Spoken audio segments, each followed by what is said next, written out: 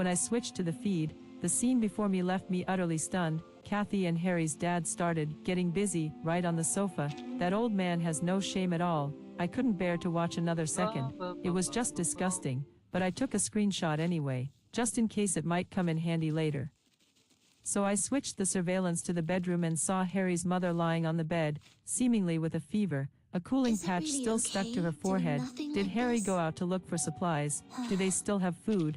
Where did the cooling patch come from? These questions swirled in my mind. At this stage, the internet was still working, so I opened the neighborhood group chat on my phone and finally understood. It turned out the government had distributed rice and flour to every household. Hello there, Kyrie. Which was how Harry's family had survived. I flipped through the records, which initially were filled with requests for supplies from different homeowners, but gradually devolved into all kinds of curses and vulgar insults, becoming unbearable to hear, until finally the insults were directed at the government and the nation. Our country deeply recognized the severity of the zombie problem and took measures before the virus could spread widely. Orders were issued for all regions to conduct a second round of supply distribution, and citizens living in areas with fewer zombies were encouraged to take self-rescue measures. The government used text messages and radio broadcasts to announce, after this rescue operation, there may be no further supply distributions for an extended period. Citizens are advised to prepare for long-term home survival by stockpiling large amounts of drinking water. Please trust the nation. Without the support of national supplies, the apocalypse has only just begun. Every major platform is flooded with cries for help. In nearly every video, the sounds of weeping, biting, and sirens compose the world's final symphony of death. Survivors who endured a month are beginning to witness the darkness of human nature. As death approaches, crime rates are slowly rising. Every place with supplies, shopping malls, supermarkets, convenience stores, even schools, was completely looted. People desperate to survive stormed into alleys, burning, killing, and plundering. Humanity seemed to regress to a primitive world where the strong preyed on the weak, and the law crumbled at the slightest touch in the face of survival. We weren't afraid, though. There was a well in our space, and I had also stockpiled a large amount of bottled water. Without government aid, Harry's family soon ran out of supplies, and Harry had no choice but to take the risk and join the looting. While Harry was out, I saw his father and that Kathy preparing to throw his mother off the balcony. My eyes widened in shock. This was just too cruel. After all, they had been married for decades. My parents were also sighing beside me. Of course, I took screenshots. Harry is such a mama's boy. I wonder how he'd react if he saw this scene. In this August, the weather grew colder and colder, and snow began to fall. We sat on an electric blanket, warming ourselves by a small heater. Mom made clear soup lamb today, served with tofu skin, crown daisy, watercress, and the baby bok choy she grew herself. We gathered around the table, sipping chilled beer, enjoying ourselves leisurely, watching Harry on the monitor, his face bruised and swollen, holding just a steamed bun in his hand. His father gave Harry a displeased look. Just one bun, after raising you all these years. You're completely useless. Are you trying to starve this old man to death? Kathy supported his father and said, Uncle, don't be angry. Harry sat on the sofa with a cold expression and said, I traded the remaining supplies for fever-reducing medicine for Mom. We'll have to make do. I never expected this bastard would still think of getting fever medicine for his mother. Seeing the darkening expressions on Kathy and his father's faces, Harry also realized something. I should add fuel to the fire, send Harry the photos of them conspiring together, showing his mother and his own girlfriend getting involved with his father. His eyes were bloodshot, veins bulging, as he rushed forward and slapped Kathy hard, sending her tumbling to the ground. Furious, he went to the kitchen and grabbed a knife. I turned off the surveillance. Seeing this much was enough. They wouldn't survive anyway. My goal was achieved. Shooters kind of So I continued enjoying the steaming lamb hot pot with my parents. Another 6 months passed, and it was almost New Year's. All these months, we had been holed up in the space. I passed the time by watching TV shows, while Mom keeps herself busy knitting little sweaters for Hope and Lucky. Why not knit for Kiki? It's growing way too fast. It's almost as big as Lucky now, and they never seem bored. There's plenty of space for them to run around. Yeah. Dad is still busy with his vegetable Also garden, with which has FPS now having expanded to multiple include rounds fruit trees. that The you little have to chicks have grown do. up and started laying Yeah, eggs. I can't really The fish play fry have those also games. grown and are ready to be steamed and eaten. I dug out a pair of dusty couplets from the bottom of the storage and pasted them on the door of the small farmhouse. The cats and dogs all wore red sweaters knitted by Mom, and our family also dressed in red pretty much clothes. in my family, We I changed to am red bed sheets someone and who pillowcases. solves a lot Turned of on their last year's Spring problems Festival Gala. that they might And have. it finally felt a bit like the new year. Steamed So sea bass, yeah, glazed pork ribs, am not cola afford chicken to wings, play spicy games that blood doesn't have a tofu, pause dry button. pot cauliflower, cumin beef, slow-cooked duck soup, plus a dish of sugar-marinated tomatoes made from the tomatoes Dad grew. We all hope the apocalypse will end as soon as possible. Yeah, I in am the second year of the never gonna apocalypse. play One early games morning, that we heard on the radio that the government had established a safe pause. base in City H. The nation had dispatched countless teams to eliminate zombies and rescue survivors. The There's government always urged survivors problems to in make my their own way to the household. safe base, where they could obtain food and shelter through labor. Our family unanimously decided not to go. We have sufficient Either supplies and someone don't need needs to take help this with risk. We believe staying put is the best PowerPoint or option. In the reporting, fourth year of the apocalypse, or experts something developed a vaccine, electronic and humanity related officially doesn't work. launched its offensive against the zombies. So yeah, I have to Countless survivors do all signed of up for that. the search and rescue teams, and everything gradually began to improve. By the sixth year of the apocalypse, with the last zombie eliminated, the war finally came to an end. It turned out that the zombie virus was extracted by Country M from ancient glaciers. Initially, they only intended to release it in our country's City S and City A. Little did they expect that the virus would exceed their predictions, bringing calamity not only to themselves but to the entire world. Our family sorted through the supplies in the space and decided to anonymously donate 90% of them to the H-City Safety Base. Doing our small part for the country, we'll use the name, SAFE, for the donation, hoping that people all over the world can stay safe and sound, thanks to the supplies donated by SAFE. I like these turn-based games much better. And plus, to look at all the... have caused a drastic reduction in the Earth's population, but our country and government never gave up on the people, making it the nation with the highest survival rate after the catastrophe. However, the number of survivors is still only a quarter of what it was before the apocalypse. Everything will get better and better, right? I believe, after hearing the first story above. What are your thoughts? Feel free to share your opinions in the comments section. Next, let's continue to see another similar story. The fake heiress reborn before the apocalypse. I suspect the fake heiress has been reborn. Not only does she refuse to let our parents choose between us, she even secretly warns Mom that the apocalypse is coming and zombies will overrun the Earth. The only way I can play parents these chose to types believe of her and games is started through borrowing my money phone. to hoard supplies like mad. You pretty The much fake heiress stood in a remember perfect that safe house, the last looking time at I me with played smug satisfaction. Seth, You'll never win our there are a parents' lot love, of and you'll never problems surpass like me. I connection. curled my lips into a smile, then turned and handed Yeah, we the zombie can't really virus antidote to the military play district. Fools Seth remain fools anymore. even after rebirth. Also, No my doomsday. mobile I wonder how you'll account handle all those has usurious lower loans. level than Mom, the previous sister one. has suffered so much over these past 10 And years. it's so Just tiring let her to in. grind. My head was splitting with pain, and the bite on my neck from the zombie still seemed to ache. Judy stood before me at the door. Right now, I But prefer unlike to in my just past play life when she these forced our games. parents to choose between her and me, Yep. this time she showed I no no displeasure longer at all about my play reunion Seth. with them. I know, she has It's also mostly been just reborn. drawing In my or previous maybe life, I went to my parents with the some paternity of test these results, games and only for a then while. did they realize the daughter they had raised for over a decade was a fake heiress, Judy, afraid that my arrival would steal our parents' affection and unwilling to give up the family's wealth. Forced them to choose between us. If you dare choose this shabby Molly, I'll leave, and you'll never see me again in this lifetime. Judy was the apple of her parents' eyes, growing up with a sense of invincibility and entitlement. Without hesitation, her parents chose Judy and kicked me out. The day after I was driven away, the apocalypse arrived, and the world was overrun by zombies. I successfully awakened fire-based abilities and later rescued Judy and our parents during a mission. My parents played the emotional card, and Judy tearfully apologized to me, begging me to take her in. Having never experienced familial love growing up, I believed them and brought them to the base, even sharing the food I had worked so hard to find with them. But Judy showed no gratitude. Instead, she resented my status at the base. Why? She's just a lowlife from the slums. How does she deserve to live better than me now? During a zombie horde attack on the base, Judy pushed me off the city wall.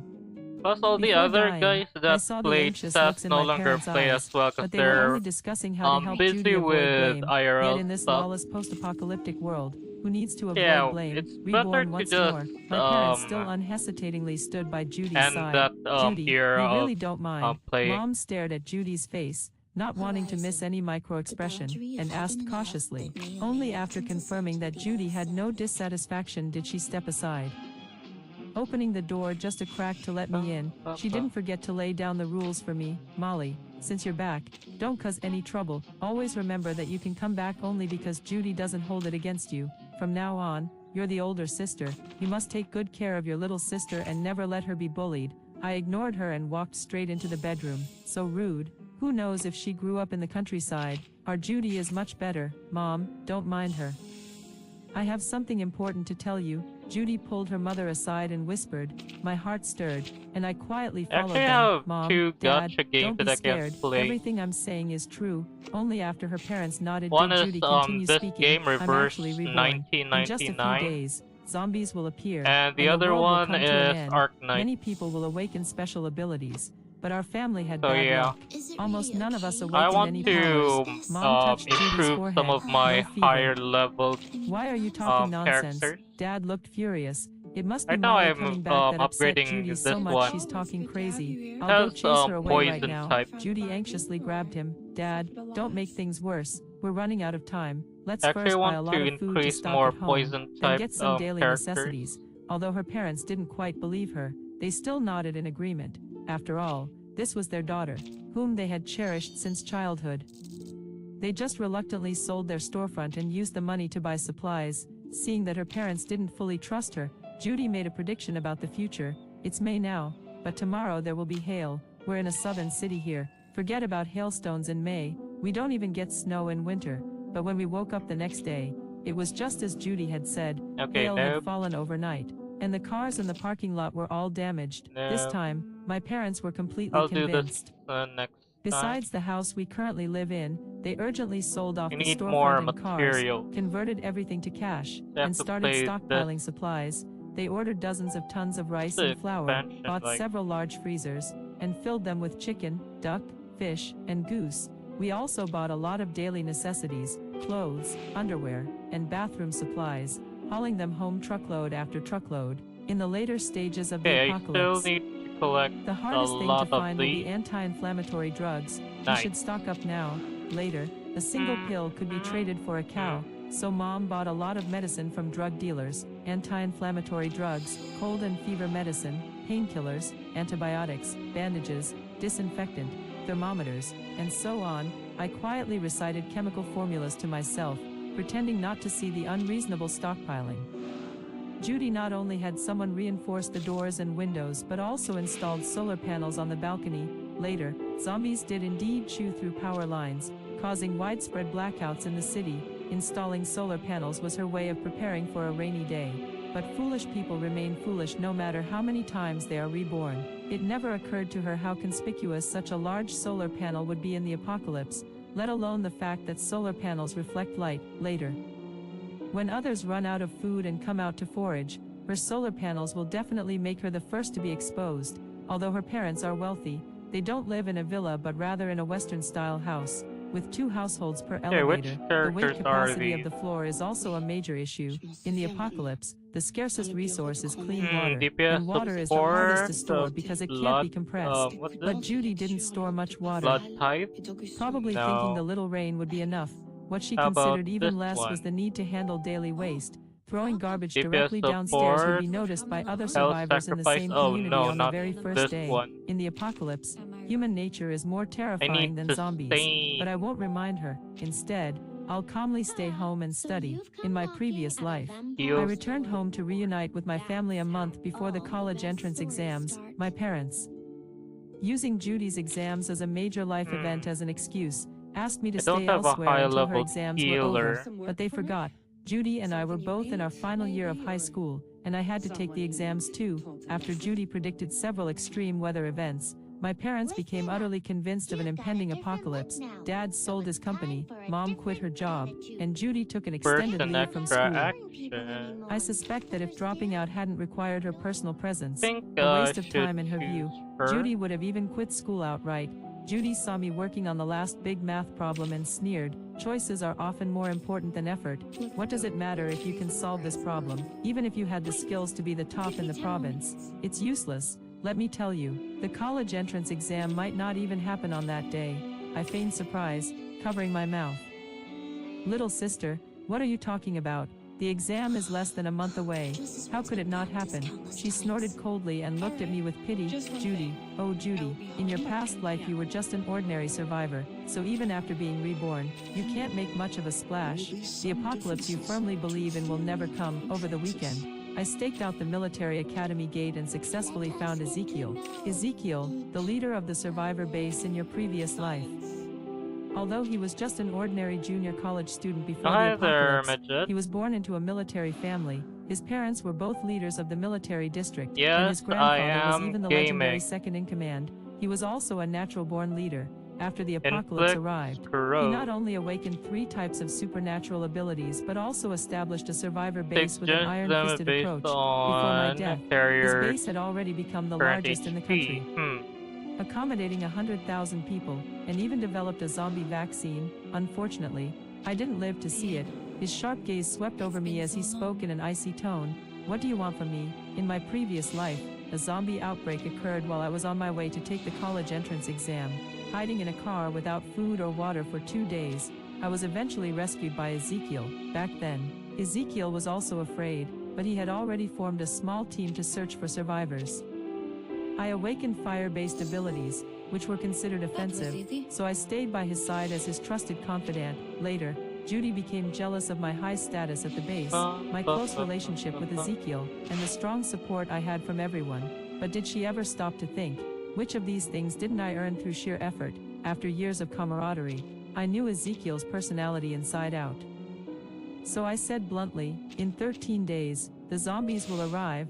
The serum from that lab in the northwest has leaked, and the world will face a crisis." Sure enough, although Ezekiel looked at me as if I were an idiot, he didn't outright call me crazy. "Your name is Ezekiel. Both your parents are military district leaders, and your grandfather is." As I spoke, I pointed my index finger upward, the second in command. Ezekiel's expression turned serious, and he finally gave me his full attention. Soon, Ezekiel took me to his house, closed the door, and asked, "Where did you get this information?" "You told me." Ezekiel was straightforward, even a bit single-minded, so I didn't bother lying to him and directly told him about my rebirth. "You don't have to believe me, but I know your biggest secret." Meeting his puzzled gaze, I said without changing my expression, "When you were 6, you wet the bed and were too embarrassed, so you poured Florida water on it to cover up the smell. And when you were 10, you accidentally walked into the wrong restroom." Ezekiel quickly came over to cover my mouth. "All right, stop talking. I believe you. In our past lives, we were not just comrades who could trust each other with our backs, but we also developed feelings that went beyond friendship. At first, I didn't dare to kill zombies, and after killing them, I was scared." It was Ezekiel who silently encouraged me by my side. He said that the first time he saw me, he felt a flutter in his heart, so in this lifetime, I'm betting that the first time he sees me, he'll still fall in love with me. Seeing that he completely trusted me, I took out a small vial of reagent. "This is the zombie antidote developed by our base in the previous life." The security level of that northwestern lab was so high that even his parents didn't know about it, so when he mentioned it to his grandfather immediately sent someone to investigate. The results turned out exactly as I had said, thus successfully preventing an experimental accident. Of course, all this was something we only learned later. After my rebirth, I didn't come to find Ezekiel right away. One reason was that I needed to prepare the antidote, and another was that he was at a military academy with closed-off teaching. I simply couldn't get in. Ezekiel asked me a few more questions about my past life before sending me home. I unexpectedly ran into Judy at the entrance of the neighborhood. She saw me with Ezekiel, her eyes filled with venom. "Sis, how could you be together with him?" Judy had met Ezekiel in her past life and was even infatuated with his looks and power, going so far as to strip naked to seduce him. Unfortunately, Ezekiel threw her straight out of the room, and many people witnessed it. "You're not also." Judy glared at me and Ezekiel with resentment. I quickly interjected, I went out to buy books today. And my bag was snatched. This classmate helped me catch the thief. Judy visibly relaxed, smiling warmly at Ezekiel. Handsome, you might not know this, but my sister here has never told the truth since she was a kid. Maybe that thief was in cahoots with her, just to get your attention. Such a low-level attempt to sow discord, yet it perfectly fits her foolish persona. Ezekiel looked at me with confusion, as if asking, is this really your sister? I pursed my lips and shook my head. He didn't ask further, just gave me a few words of advice before preparing to leave. Ouch. Suddenly, Judy let out a delicate cry, pretending to twist her ankle as she leaned toward Ezekiel. Ezekiel quickly took a step back to avoid her. Judy had no time to retract her body and could only fall stiffly onto the concrete floor. It seems my little sister hasn't given up her thoughts of seducing Ezekiel. Looks like I need to find something to keep her busy, so she doesn't spend all day thinking about Ezekiel. The next day, while watching an apocalyptic movie at home, I timed Judy's return and muttered to myself, this protagonist is so smart. They actually thought of buying a courtyard in the countryside. When the apocalypse comes, they can be self-sufficient, raising chickens, ducks, fish, and geese while growing vegetables. It's literally my dream of a laid-back life. Judy's eyes lit up as she fell into deep thought. I knew she had taken the bait. But she had already spent all her savings on stockpiling supplies and reinforcing her small Western-style house a while ago. Her parents couldn't possibly spare any more money to buy a rural courtyard now, so I threw countless small loans at my doorstep, and the one who could lend the most was the notorious local bully. After the apocalypse arrived and the social system collapsed, the borrowed money didn't need to be repaid, so the three of them went on a wild borrowing spree. I watched coldly and continued working on my chemistry problems. Judy scoffed dismissively, you'll never surpass me. As expected, I bit my lower lip nervously and asked timidly, little sister, is the family really short on money lately? I still have a few dozen yuan saved up here. You can take it if you need it. She slapped my hand away, and the coins scattered on the ground. I wouldn't even want your pathetic money. I didn't get angry either, just meekly replied, but we're family.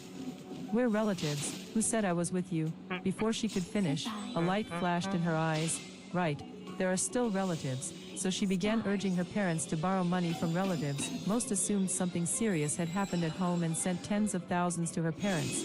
But it was just a drop in the bucket. Judy called directly to demand money. Auntie, I remember my brother just got married and received over $1 million in gifts, right? Don't be stingy, I'm telling you. There'll come a time when you'll beg me. If you transfer me $1 million right now, maybe I'll look after you in the future. The person on the other end of the line cursed loudly, followed by the sound of the call being hung up. Judy gritted her teeth and muttered a string of curses before saying viciously, when the apocalypse comes, just wait to be bitten to death by zombies. The scolded aunt couldn't swallow her anger and called the parents again. So the father told her about the impending zombie apocalypse. The kid is sick, and you actually believe her. I think you've all gone mad. Don't contact me anymore. The parents hesitated for a moment but ultimately chose to trust the daughter they had raised with their own hands. They borrowed close to $800,000 and immediately bought a self-built house in a remote rural area, then began reinforcing the property. $8 million seems like a lot, but with such a big house. Judy wanted everything to be the best, time was tight, and the demand for materials was high, so the $8 million was quickly spent. They even managed to get a gun through special channels. With everything ready, Judy was clearly in a better mood. Every day, she would mock me in front of me, saying I wouldn't even know how I'd die, and that I could never compare to her. Looking at the message Ezekiel sent me, saying the zombie lab had been destroyed and telling me not to worry, I smiled mysteriously at the clownish figure before me. That's right, little sister. Who knows how you'll die in the future? In my past life, the zombie outbreak happened on the very day of the college entrance exams. Judy and my parents went into the rural fortress early, leaving me alone to live in the small Western-style house. That was an interesting Although this house was sold, the handover was allowed only after I finished my college entrance exams. Sister, don't say our family treated you poorly. We let you live in the house until you came of age. Their family. This is clearly my biological parents, and how could Judy possibly be genuinely this kind-hearted? She left the house for me to live in, only to lock me inside and burn me to death. She bribed thugs to damage the doors and windows, trapping me inside. Then set the fire in the morning to kill me. Not lighting the fire at midnight was meant to ensure I died fully conscious. She truly despised me to the core. Unfortunately, The thug was caught red-handed by Ezekiel just as he was about to light the fire. How could I not be wary of Judy? In my past life, she learned I had awakened supernatural abilities, fearing that zombies might not kill me this time. She decided to eliminate me before the outbreak. Not only had I contacted Ezekiel early, but I didn't even stay in the mansion. Instead, I moved to a hotel near the exam hall. The 2-day exam ended quickly. The streets were as lively and peaceful as usual, free from academic pressure. I started reviewing the surveillance footage. I had secretly paid the contractor reinforcing the doors and windows in advance to help me install hidden cameras in every room of my rural self-built house. At first, Judy and her parents lived cautiously in their self-built house, afraid to make noise during the day or turn on lights at night, because Judy feared their supplies might be stolen. Their self-built house was very remote, with no neighbors around and intermittent internet, so they didn't realize that zombies hadn't appeared. But soon, her parents noticed something was wrong because they started receiving debt collection calls. The debt collectors were relentless. No matter where you hid, if you owed money, they'd find you, Mom and Dad. Learning there were no zombies and it wasn't the apocalypse, asked Judy in confusion. Judy couldn't believe it, muttering, "No way, no way." Mom hesitated for a moment and said, "Should we go outside and check?" Judy quickly stopped her. "No, the outside is full of zombies. If you get bitten, you're done for." So they waited at home for another 2 days, and this time, they waited until the debt collectors came. The door Judy had chosen was indeed zombie-proof level, extremely sturdy. The debt collectors tried every possible method but couldn't break it open, eventually leaving while cursing. Although no one was hurt, doubts began to grow in the parents' minds. The parents wanted to go out and see, but Judy wouldn't let them. The once unbreakable family finally developed a crack. They fight at home every day, and later Dad even slapped Judy across the face. Although he quickly realized his mistake and apologized to her, but Judy covered her face and said viciously, "I should have let the zombies bite you to death and not let you into my safe house." This rural self-built house was mostly paid for by Dad, yet Judy now says she won't let him in. Confined spaces already wear down one's will, and words can be more damaging than direct harm. This time, Dad was truly heartbroken. In the dead of night, he quietly drove away from the safe house alone. The moment he left, Judy immediately locked the door and shouted through a loudspeaker at Dad, "If you leave, don't even think about coming back. If you get bitten by zombies, don't expect me to save you." This sentence chilled Dad's heart even more, but when he drove into the city, he found everything was normal. No zombies, no apocalypse. Excited, he drove back to pick up Judy and Mom. Although Judy hesitated, she still refused to go out, firmly believing the world outside had ended. The helpless father had no choice but to take the mother away, but they forgot that the house had long been sold. The jobs were gone, and they were buried in debt. Now is the time to pay it all back. During this period, with Ezekiel's help, I managed to secure an early internship at the National Laboratory. Every day is packed to the brim, and when I drag my exhausted body out of the lab at night, I see a tall figure under the streetlight. "You've worked hard today." Ezekiel naturally takes the documents from my hands. "Let's go. I'll walk you home." After acting a bit spoiled with him, I suddenly realize it's been a while since I checked in on Judy. Ezekiel ruffled my hair with his big hand and said with a smile, "Don't worry, I'm keeping an eye out for you. If it weren't for you stopping me, I would have already had the police arrest them." I shook my head. Whether in this life or the last, they owe me far too much. Getting arrested by the police would be letting them off too easy. I want them to suffer eternal damnation. My parents borrowed a lot of money under Judy's persuasion. The repayment deadline for the formal bank hasn't arrived yet, but the loan sharks couldn't wait that long. They took my parents away and demanded repayment. With the interest compounding, the debt ballooned to $10 million in just half a month. Dad was shocked. "I only borrowed $5 million from you. How can it be $10 million in just a few days?" Scarface grinned sinisterly and thrust the dagger into the ground beside Dad's foot. The loan agreement was clearly written in black and white. "And you signed it? Don't tell me you're trying to back out now." Only then did Dad remember. Judy had sworn up and down that the apocalypse was coming, so borrowed money wouldn't need to be repaid. That's why they hadn't bothered reading the contract, just took the cash without a second thought about the interest rates. Left with no choice, Dad had to turn to relatives for a loan first. But Judy had already managed to offend nearly every relative on good terms with them, so naturally, No one was willing to lend money again, Auntie said sarcastically on the phone. Not that I want to say this, but didn't you all trust that mistaken daughter of yours? So, when is this doomsday she predicted coming? Me, relying on her to save me. Pa, unable to borrow money. Dad had one of his legs broken by the loan sharks, who gave him 3 days to repay the debt. This time, Mom and Dad didn't indulge Judy's whims anymore. Instead, they had someone drag her out of the safe house directly. At first, Judy was still very scared, but when she saw the lively scene on the street, she froze in shock. How could this be? No, this is all wrong. It shouldn't be like this. The streets should be overrun by zombies, with rivers of blood flowing. She acted like a madwoman, crying and laughing hysterically, even running over to overturn someone's stall. Her aunt saw it again and mocked. I think your daughter has gone schizophrenic. It's a shame you actually believe a lunatic. Dad shook his head in disappointment. If I had known earlier, I would have chosen Molly when she came to claim kinship. I stood not far away, watching this family tear each other apart with a smile. How are you still alive? Judy, sharp-eyed, spotted me and rushed to kill me, but the next second, she was sent flying and landed heavily on the ground. Ezekiel stepped out from the shadows, shielding me in front of him. In just over 10 days, our circumstances had completely reversed. When I first met Judy, it was the day I went to claim kinship. I was dressed in drab, dusty clothes, while she stood on the stairs like a haughty princess. But now, I was clad in an expensive, vibrant gown, while she lay fallen on the ground, looking up at me. Worse still, in her attempt to evade the zombies, she not only lacked vitality but was also dressed in tattered clothes. This only further provoked Judy. She was unwilling to accept it, yet powerless to change anything. Unable to bear it any longer, Mom stepped forward to hug her and suggested selling off assets to repay the debts. Judy, don't worry, Mom won't let you suffer, she said. I felt nothing inside, no longer holding any expectations for my parents. After all, in my past life, I had already repaid them with my very existence. The goods weren't easy to sell, but when buying them, there was urgency, and many items were purchased at inflated prices. Now, selling them isn't so simple. Judy even tried to stop them from buying, insisting that the zombies were just delayed and might still come.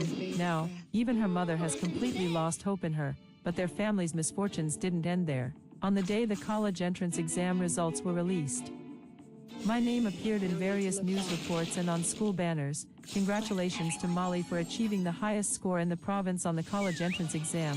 When my parents saw the news, they were stunned for a moment. My mother asked uncertainly, Molly, our biological daughter? My father nodded in a daze. They excitedly spread the word, claiming the top scorer in the college entrance exam was their biological daughter. Someone joked, if Molly really were your biological daughter, wouldn't you be rolling in it? A top scorer in the college entrance exam. There must be millions in prize money, right? Dad's eyes lit up as he grabbed Mom's hand excitedly and said, that's great, we'll have the money to pay off the loan sharks. They rushed over to find me, only to realize they had no idea where I lived.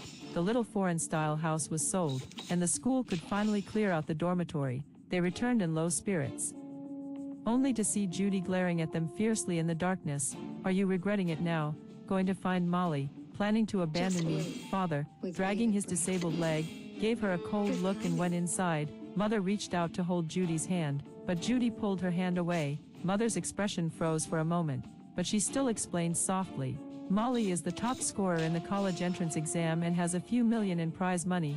This money will just cover our loan shark debt. Judy's expression softened, but she still insisted stubbornly, Mom, believe me, there really are zombies. Mother nodded perfunctorily, but in her heart, she became even more convinced that Judy had a mental illness. The loan sharks came knocking day after day, making it impossible for them to get a good night's sleep. Finally pushed to the edge, Dad began venting his frustration, blaming Judy for their troubles. Where's the apocalypse you promised? The zombies.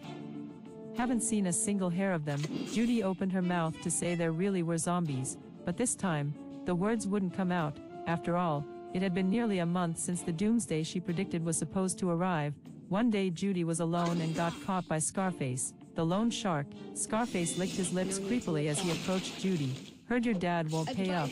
Guess you'll have to settle the debt with your body then. You're still young, must be a virgin. Don't worry. After I'm done having my fun, I'll send you to the brothel to work off your debt. Judy ran backward in fear, but there was no escape. Wait, I have a way to pay you back.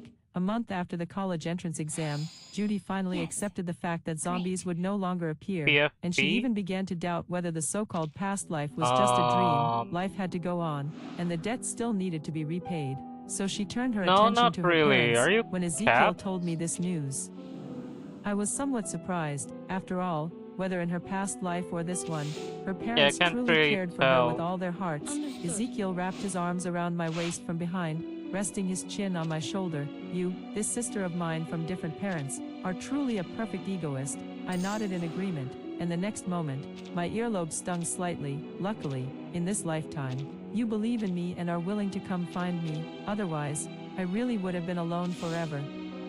I turned back in confusion. Molly, before I met you, I had never loved anyone, and I thought I never would, but the moment I saw you, I knew I was doomed to be yours for life.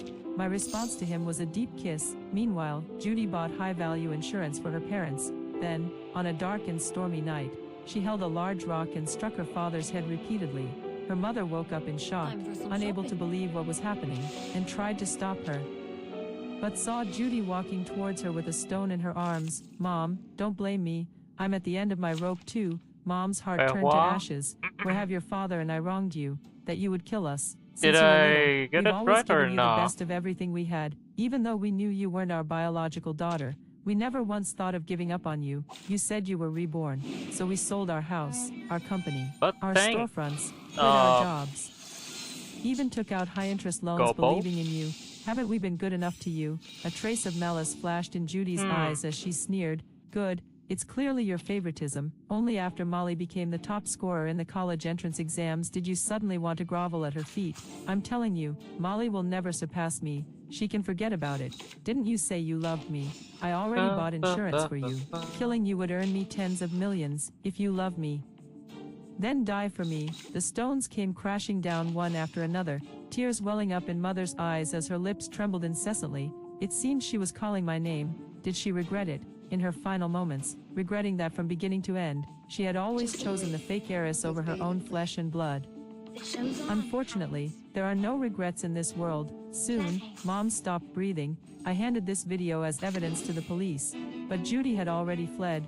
Judy reappeared on the day I reported to university. It had only been a month since I last saw Judy, yet she looked decades older. She had killed her parents to claim the insurance money, but the loan shark still hadn't let her off, leaving her utterly broken. Yet this was the path she had chosen. She had chosen to kill the parents who had always loved her, willingly sinking into depravity. She stood at the school gate, her eyes filled with venom, waiting for me. The moment she saw me, she immediately walked over. Ezekiel stood in front of me, protecting me.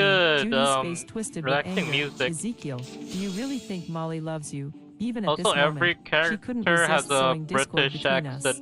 Ezekiel turned to look at me with deep affection, his eyes overflowing with tenderness. What could Molly possibly deceive me about? After all, it was me who fell in love with her at first sight and persistently pursued her until she agreed to be my girlfriend. Judy gritted her teeth in anger, whether in this life or the last. No matter if she stripped to seduce or tried to sow discord, Ezekiel has always firmly chosen me. I stepped forward, looking down at Judy as if she were an ant. Molly, you must be thrilled to see me like this, aren't you, in our past life? You always acted so superior, thinking that saving me meant you could control my destiny. She didn't even care that her fingers were pierced by her own nails. What I hate the most is your expressionless face. She rushed at me, snarling. Do you think you've won? Let me tell you, you haven't. I had been on guard against her all along. The moment she moved, I immediately kicked her to the ground. Then, with alternating slaps, several heavy blows to the face directly left her cheeks swollen.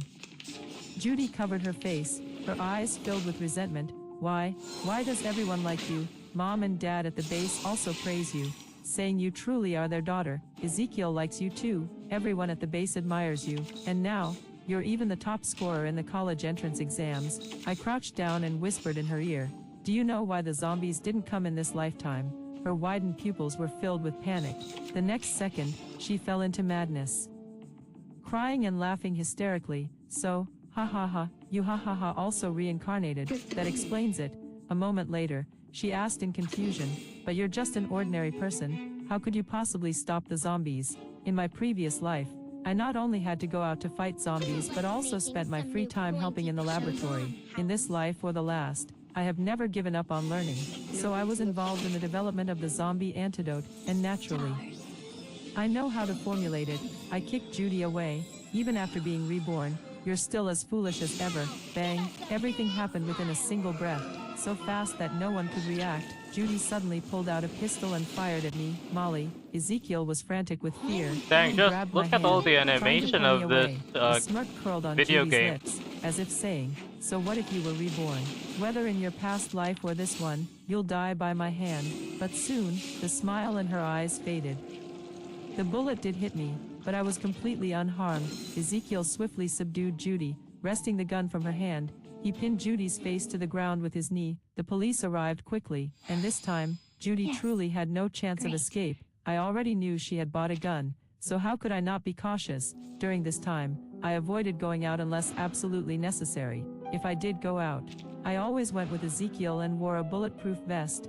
Finally, we reeled in this big fish. Later, I heard that Judy suffered greatly in the lab, as the phenomenon of rebirth held significant research value. With the help of Ezekiel's grandfather, I successfully concealed my identity. After graduation, Ezekiel got down on one knee and proposed to me, and I nodded in agreement. Later, I heard that Judy shouted, "In the next life, I will definitely win against you," and then committed suicide. But I no longer paid attention, because now I have a perfect life. That's all the story. What do you think of this story? Share with me in the comments section. What would you do if you were in this situation? Looking forward to hearing from you. If you liked this story, don't forget to like it, share it, and subscribe to my channel. See you next time.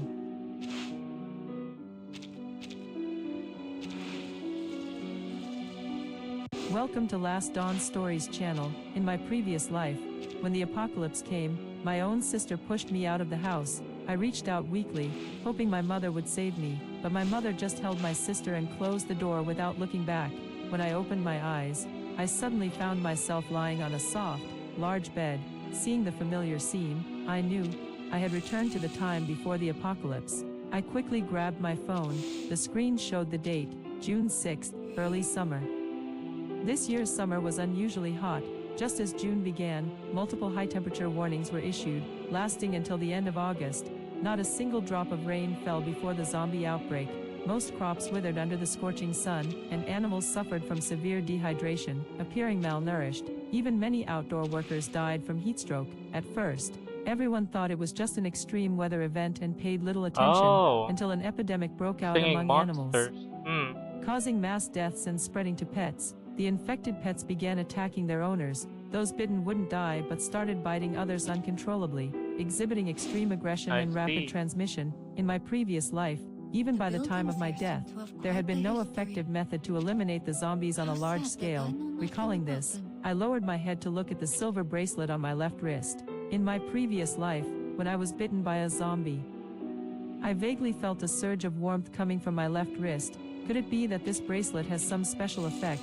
Speaking of this bracelet, I bought it from an old lady's stall when I returned from a trip to a village with my sister. At the time, the old lady said the bracelet and I were fated to meet. I thought it was just her clever sales tactic. Looking at the bracelet, I suddenly remembered a novel I once read where the protagonist dripped blood on a bracelet and a space appeared. I quickly grabbed a needle and dripped blood onto the bracelet.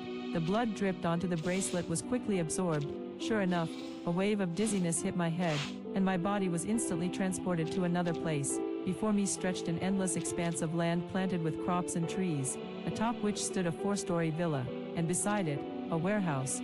Could this be the space inside the bracelet?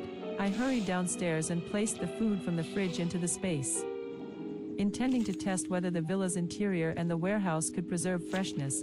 After storing the items, I began calculating. With just over 2 months left before the apocalypse arrived, my savings from years of work amounted to barely over $200,000. But I remember there was a big lottery prize in mid-June before the apocalypse. When I saw the news, I thought how lucky that person was. And for some reason, I made a point to memorize the winning numbers.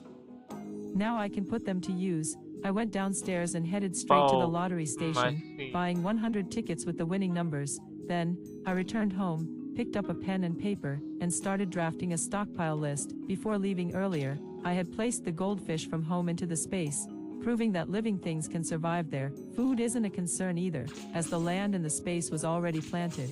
but I could still buy some fruit trees to cultivate. I work for a foreign company in a big city and took out a loan in March to buy the apartment I currently live in. However, when the apocalypse comes, the high density of residents in the apartment will turn it into a playground for zombies. It seems I still need to address the housing issue. First, I drove to a large wholesale market in the suburbs, where they have everything you could think of, and even things you wouldn't.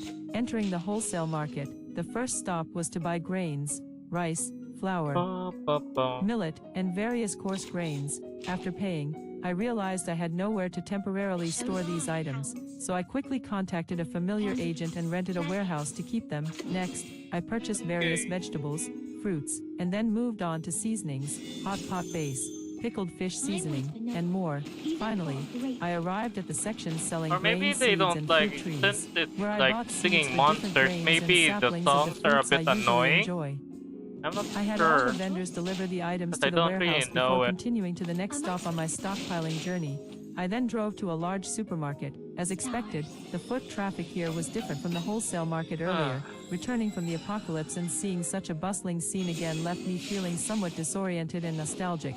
Then, I continued my shopping spree. However, I had just spent a lot of money at the wholesale market, and the remaining funds in my hands didn't support any extravagant purchases. First, I went to my favorite dessert shop and bought out all the sweets, then headed to my favorite restaurants to pack up all the dishes I love: pizza, burgers, spicy hot pot, roast duck, Japanese cuisine, Korean cuisine, Thai cuisine, and my beloved northeastern Chinese dishes. Ordering delivery to my home, if anyone asked, I'd just say we were throwing a party at home, whether they believed it or not. Next, I kept buying more food and drinks.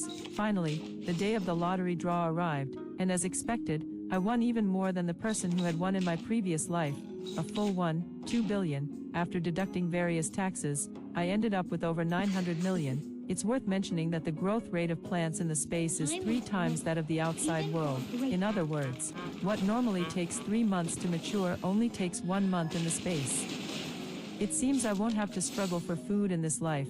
With the money in hand, it's time to address the issue of housing. In my previous life, during the early days of the apocalypse, I went to great lengths to purchase a batch of supplies and return to my hometown, choosing to stay with my family. But my sister took advantage of our parents' inattention and pushed me out of the house. I clung desperately to the door, refusing to let go. But my sister kept hurling vicious insults at me, saying I had stolen her parents and taken half of our mother's love, asking why I hadn't just died outside and why I had to come back.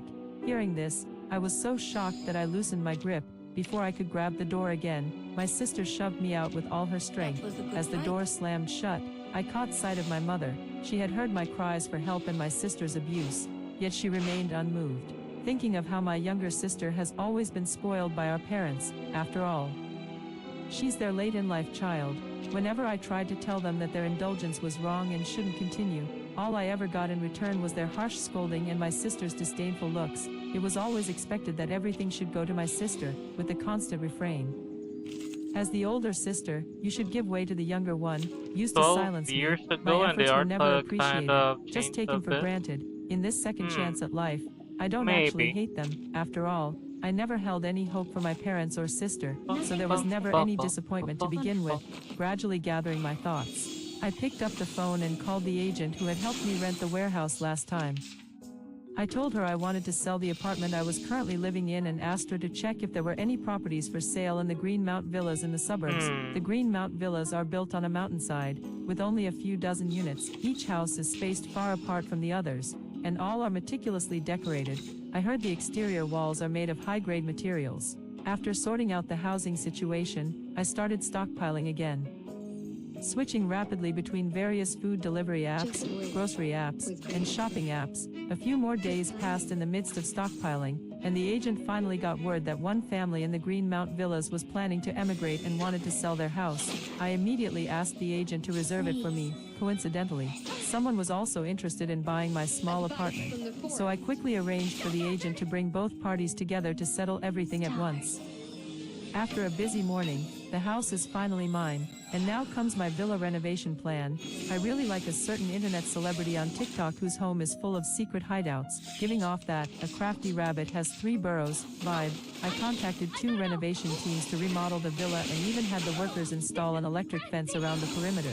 I stayed in a hotel, still going out every day to stock up on supplies, pots and pans, household appliances, bedding, toiletries. I see. Feminine hygiene products, various types of tissues, wet wipes, toilet paper, and clothes for all seasons. As I passed by an outdoor gear store, I was drawn in by the products inside. To my surprise, they had high-tech clothing that could withstand extreme heat. Without hesitation, I bought out the entire stock, along with cold-resistant protective suits and various camping supplies. During this time, I also visited a livestock farm, purchasing pigs, cows, sheep, chickens, ducks, and geese to raise in my space. I also stopped by a slaughterhouse to buy a large quantity of pre-slaughtered meat, since I still needed to eat before the animals grew up. Time flew by, and it was already July.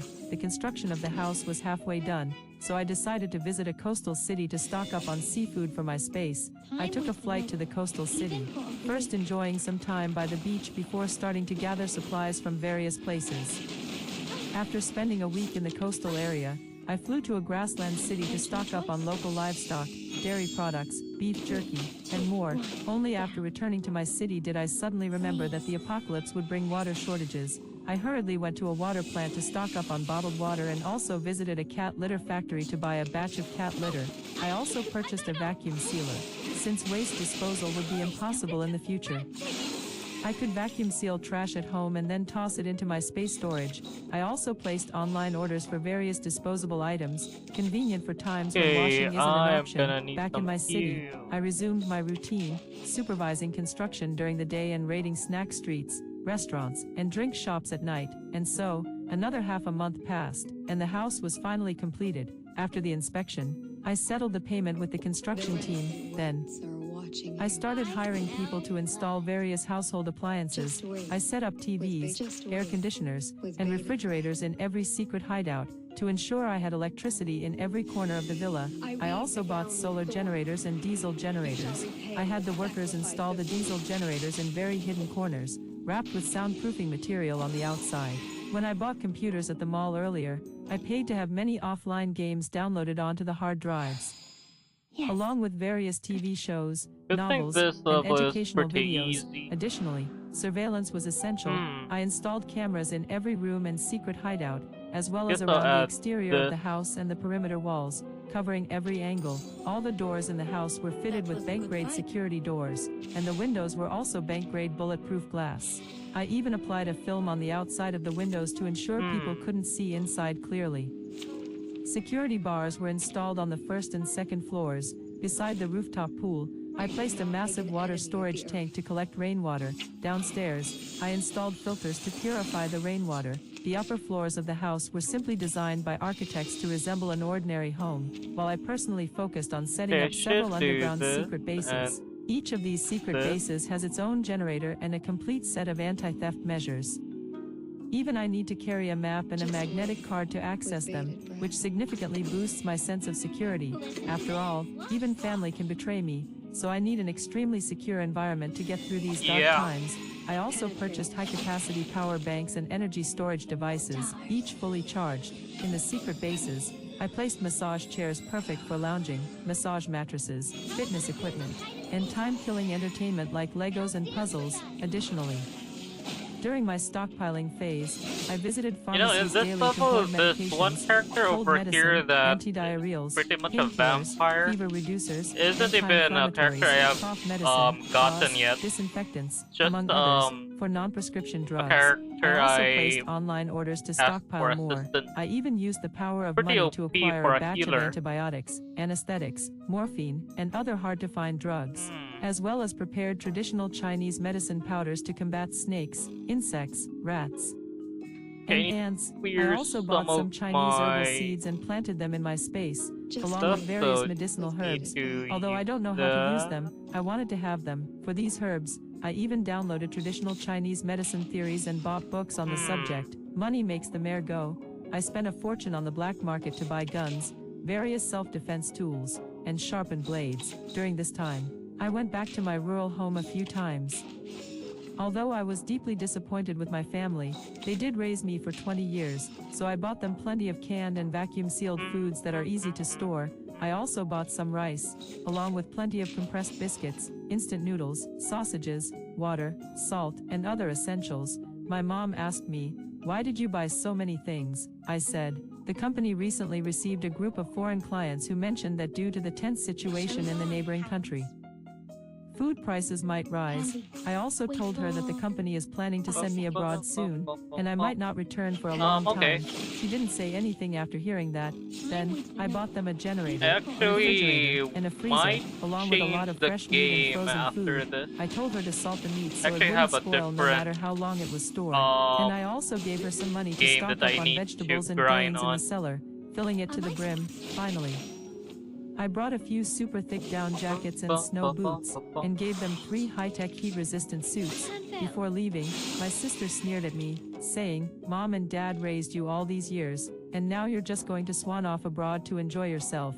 Have you even thought about them? Let me tell you, once I graduate, I'm not staying home, I'm going far away." I replied, "Then stay put at home for now. You can leave after you graduate." She rolled her eyes at me and said, "None of your business," then turned and walked away. After just a few steps, she turned back and said to me, "Did you buy me the perfume, cosmetics, and bags I wanted? Also, transfer me some money. I want to get a manicure." I told her, "These aren't things a high school student needs. I won't give you money or buy them for you." She replied, "Don't lecture me here. If you don't want to give it, then forget it." I turned around and saw my mother standing behind us, watching. I was just about to ask her to discipline her. My mother said, "I'm too old now to manage her. Every time I say something, it leads to an argument. Just let her be." But I wasn't about to take this lying down. Just as I was about to step forward and give her a proper lesson, my mother stopped me, saying, "Don't you have work to get to? Hurry back." I looked back at my mother and replied expressionlessly, "Yeah, as always." She dotes on her youngest daughter when her youngest asks me for money. She listens without a word, but when I try to teach her a lesson, she steps in to stop me. I looked at my mom, smiled, and turned to leave. Anyway, this time I came back just to deliver supplies, which can be considered as repaying the nurturing love of the past 20 years. I drove back to the haven I had built for myself. Time quickly turned to early August, and the apocalypse was getting closer. The temperature outside was also rising higher and higher. I stored all the outside food in my space, keeping only some less noticeable items. The weather outside is getting hotter, so I've increased my daily ice production from 1 bucket to 3 buckets of ice and 3 buckets of water. Although I had previously stockpiled many bottled waters, who would complain about having too many supplies. During this time, I still go out daily during cooler hours to stock up on some of my favorite snacks, pick up prepared meals from restaurants, buy cold drinks from beverage shops, and order some inconspicuous takeout at home. I plan to stop going outside once the temperature reaches 50 degrees Celsius. After all, I'm not lacking anything. I can just stay home every day watching the news to keep up with how the outside world is progressing. At first, everyone remained quite calm, but as the weather grew increasingly hotter and temperatures rose day by day, people began to panic buy supplies. First it was rice, then water, followed by toilet paper.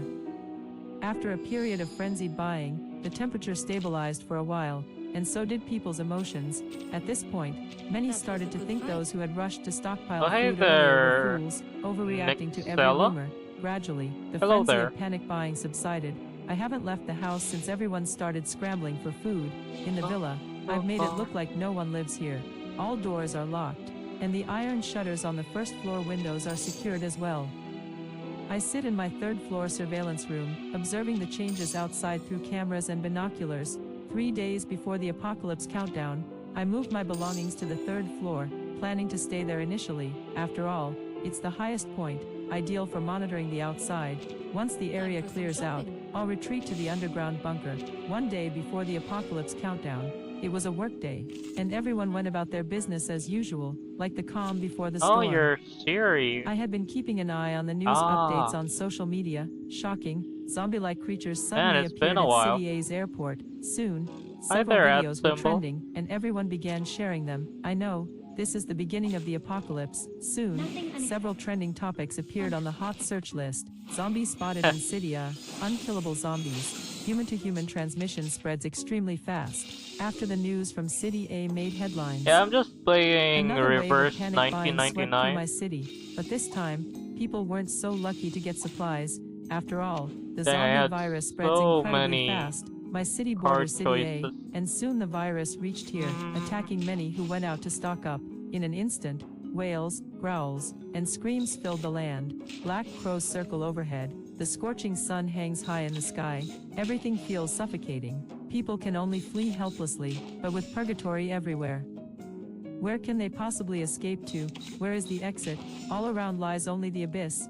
Once again, I feel the terror of the zombie apocalypse. Though reborn into a new life, the sight of those zombies makes me relive the moment in my past life when one bit through my neck. I didn't dare to keep looking outside, so I lay in bed and curled up under the covers, huddled under the blanket. I didn't dare move a muscle until night fell, when the terror instantly overwhelmed me. In the early days of the apocalypse, people were still posting updates on my phone, and some were comforting each other. A month ago, I had posted on my moments, due to a job transfer, I'm going abroad, and my WeChat will be temporarily inactive. So, for now, not many people have sent me messages to check in, just a few scattered inquiries, and I haven't replied to any of them. The experiences from my past life have made me unwilling to trust others again. Oh, the audio's from the game. I still prefer to stay alone in my own base, like a turtle retreating into its shell. I sat in the dimly lit room for a long time, slowly recovering. Then I went to the underground secret base, planning to watch a variety show to ease my suppressed emotions. Indeed, when feeling down, watching a comedy variety show is the best way. Wait, what? I was actually listening to like a vampire fanfic stuff. So what were you talking about?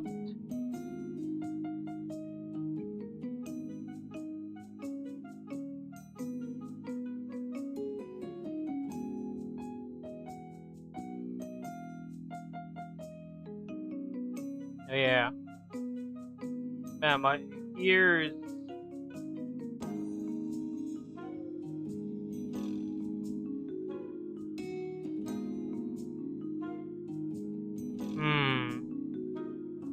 Let me just rest for a bit.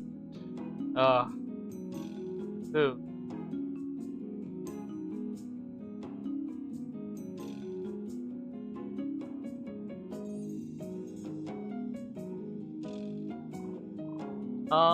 I did some art stuff a bit earlier, just practicing animations. I was drawing like a fish, like a few hours ago. I'm actually gonna do some art, maybe after I finish gathering resources for a different gacha game.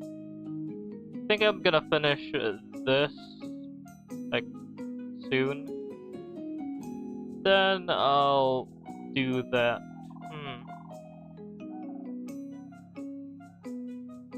Okay. Man, the type of attack cards that I have here are just so many that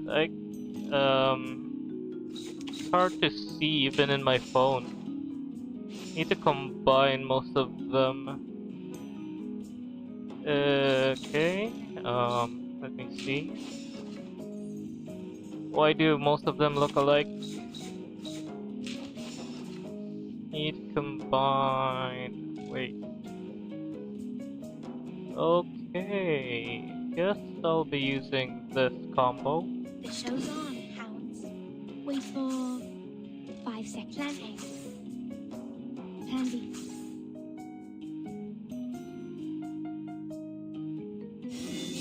Time waits for no one, even for a great king. Wow.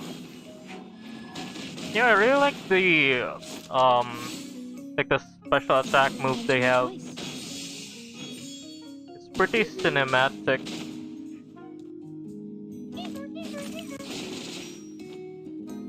Gonna check this.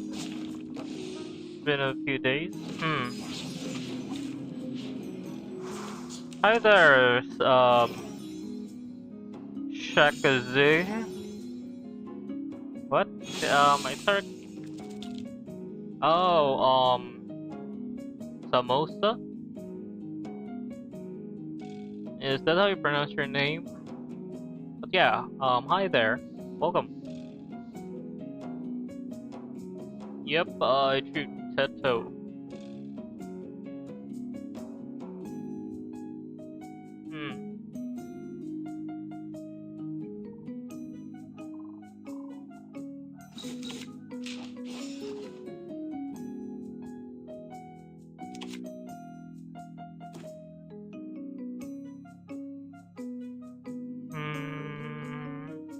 Should I use The this? show's on, hounds.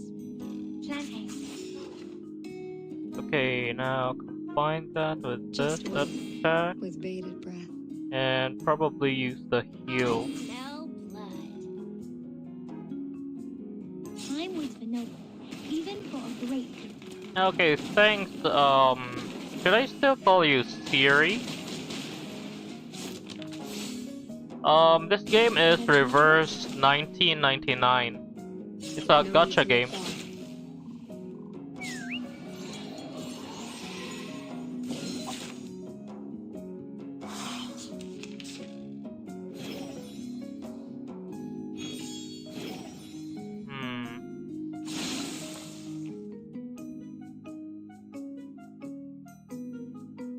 This enemy has like 2 more health bars after this. You need to deal as much damage as possible. Maybe this. The show's on, hounds. Combine that. Use this. On her. The reticent woods are watching you. Time waits for no one, even for a great. Okay, so I'm gonna call you Siri. Hope I can remember your name using your tag. Now, give us a big smile. Or S. Yeah, it's very hard to remember your names with the whole hand using your tags instead of your username.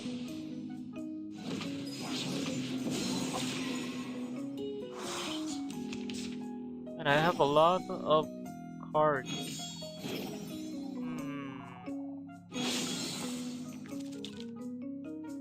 Okay, I managed to deal like the entire health bar with that one attack. Need to deal more.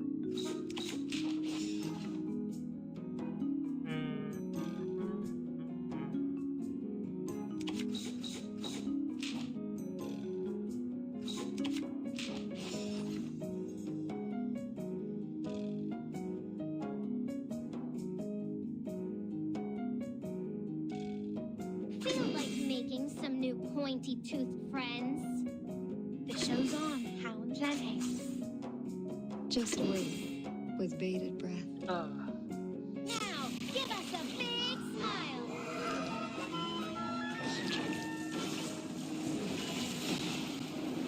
Your username. Time waits for no one, even for a great. You know, YouTube has changed some setting stuff, and now every time I look at chat, I can only read the @ symbol and then whatever you guys use type of name instead of your username. So it's kind of hard to read the spacing and stuff sometimes. It kind of threw me off.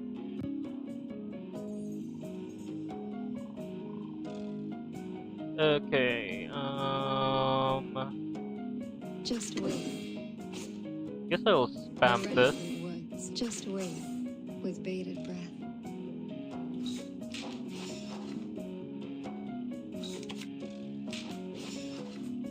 Just wait. With bated breath. And maybe use this for counters.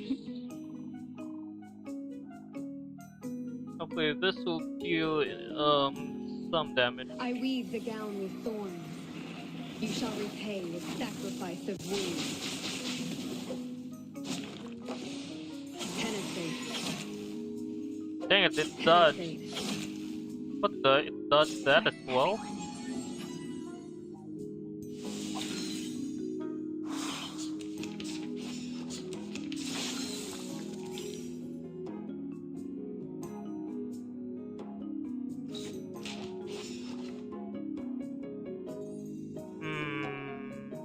Combine that and this.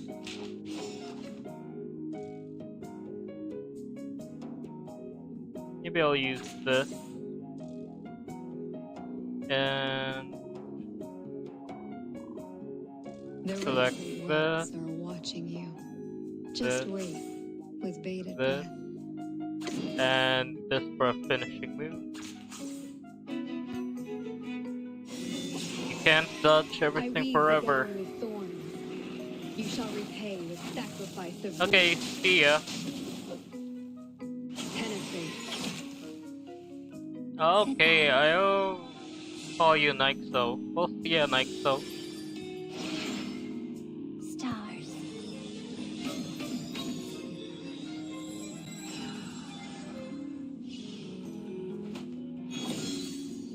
Yes.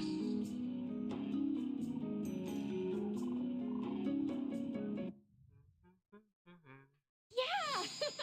Vampires don't just thirst for blood, we crave victory too.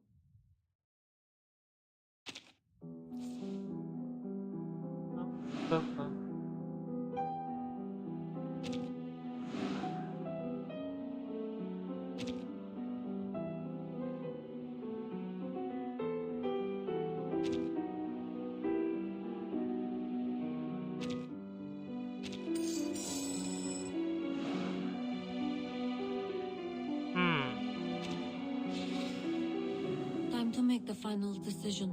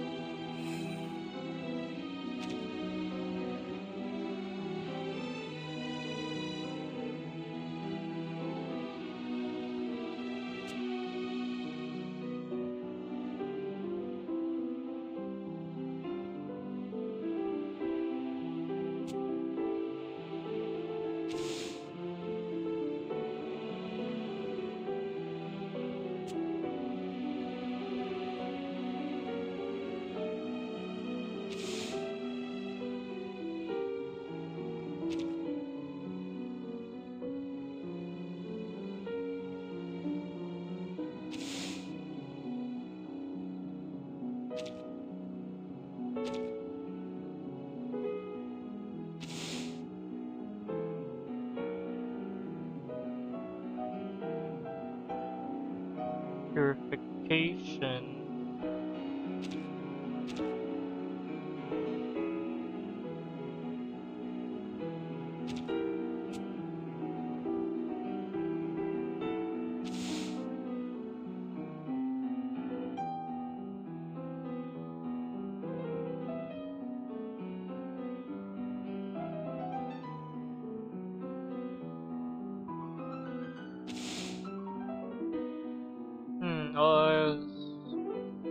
Gain increased Genesis damage. I think I need this.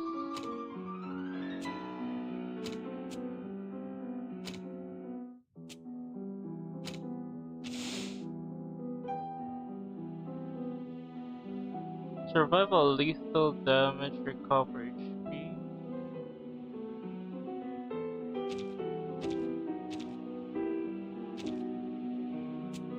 I guess this is useful.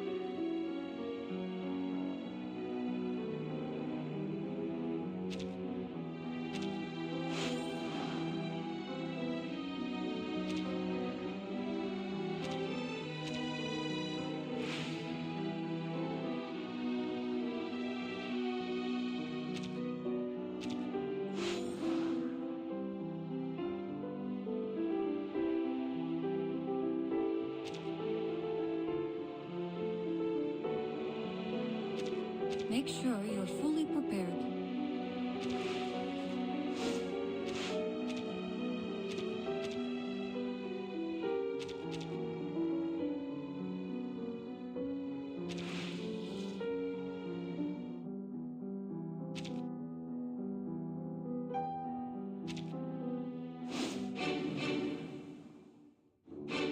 The storm is coming.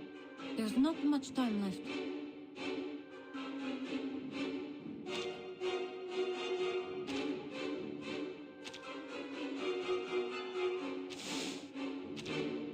Fine by me.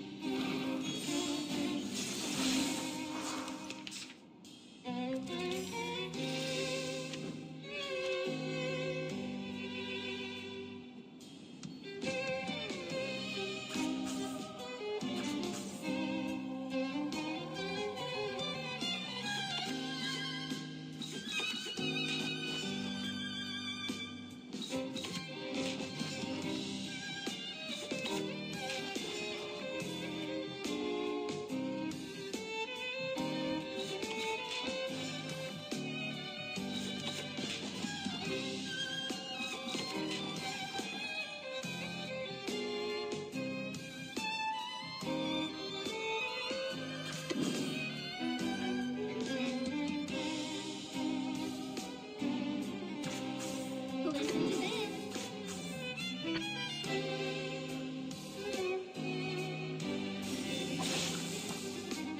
Stars.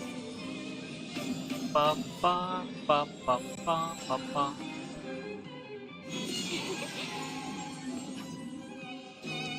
Enjoy it, friends. Please.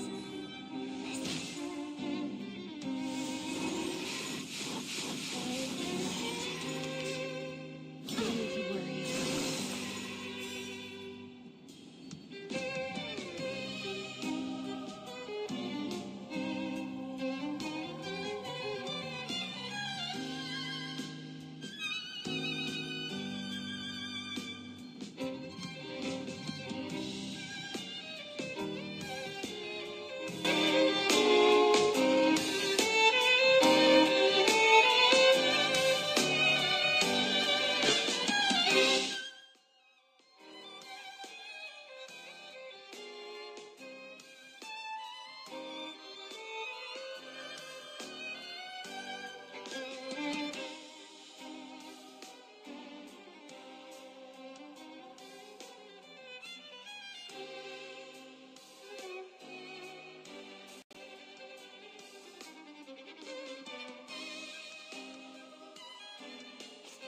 Hmm.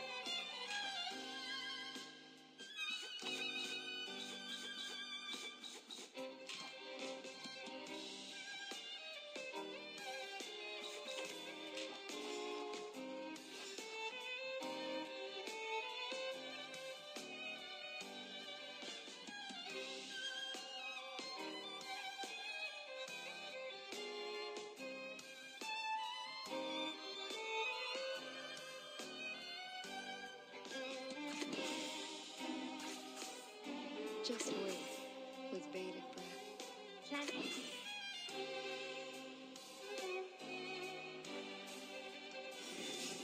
Stars. Ba ba ra ba ba ba.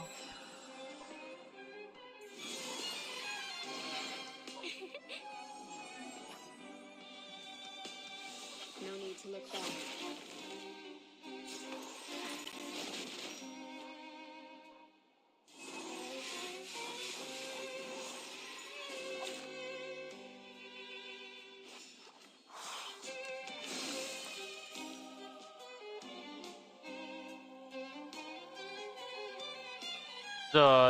Has a lot of healing, dang.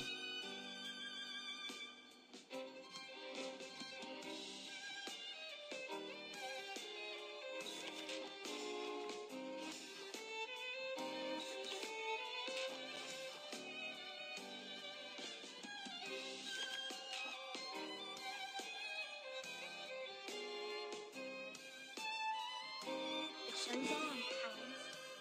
Wait for candy. Just wait with Beta. Okay, I'm with the noble, even for a great thing. just few more levels and I can pretty much finish this. Come on. Conventional choice. No need to look back.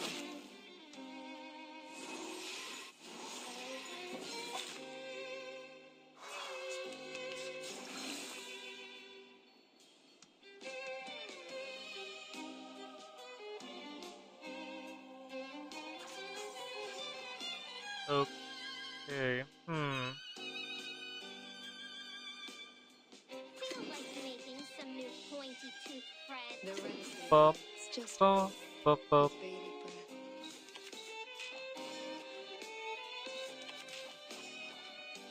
Just wait with bated breath.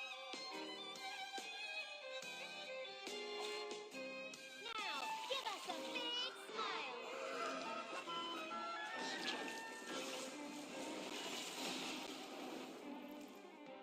I weave the gown with thorns.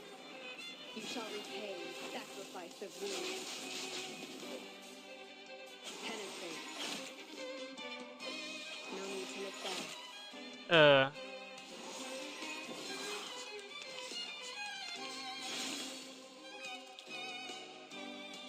Wait, why don't I have like a time for this?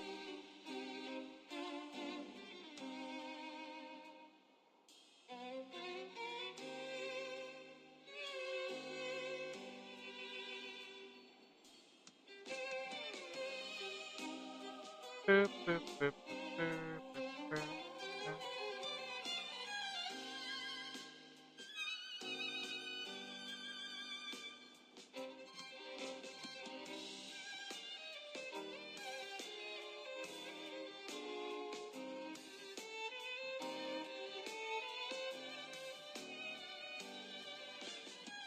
Yeah, that's more like it.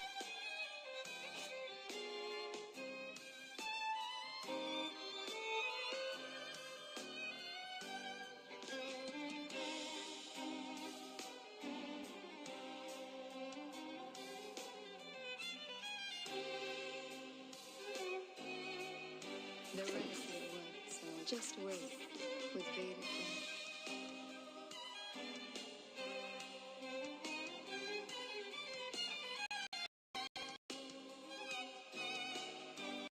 Good timing.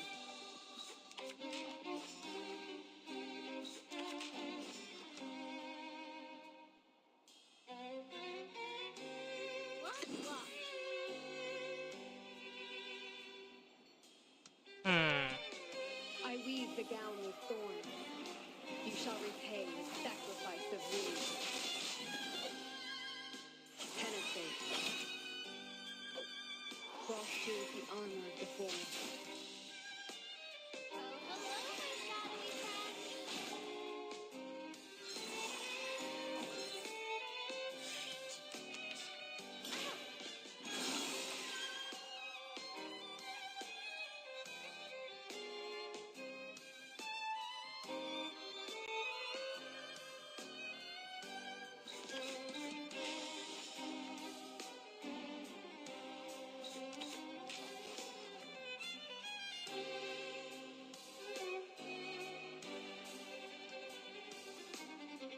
Bum, bum, bum, bum, bum, bum, bum.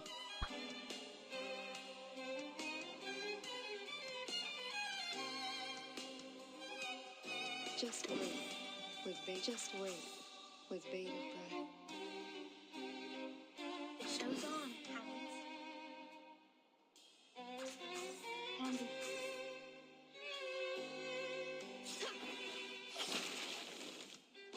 Advice from the forest. Come on, just a bit more. Even for a great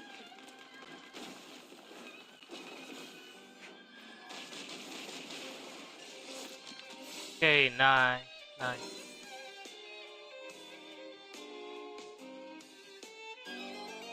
Whew, that went smooth.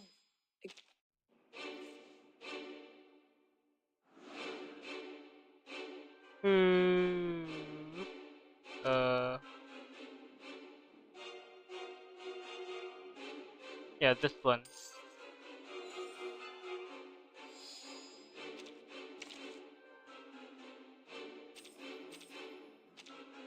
That was a good fight.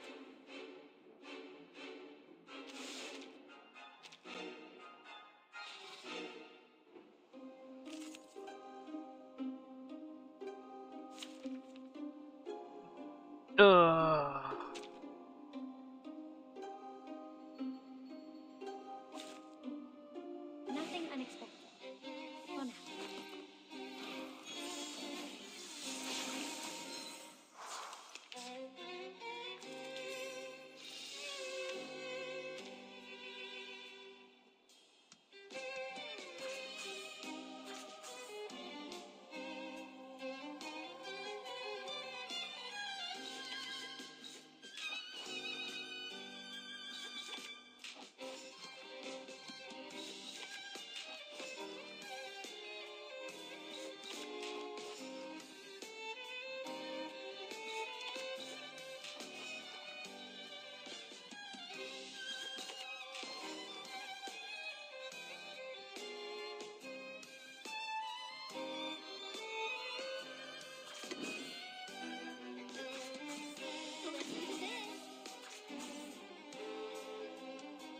Oh, hello there, Abby. Just playing Reverse 1999. Stars. Bum, bum, bum, bum, bum. Goodbye. Come dance with us.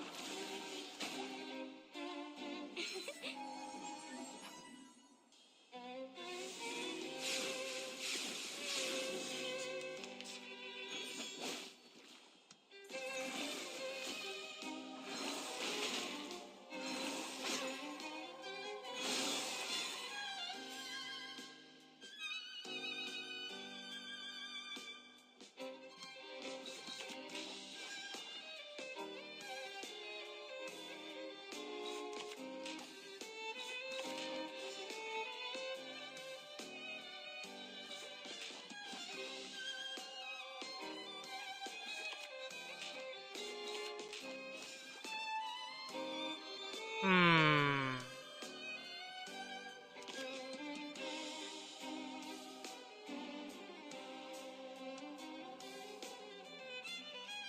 Show's on, hounds. Handy. I smell blood.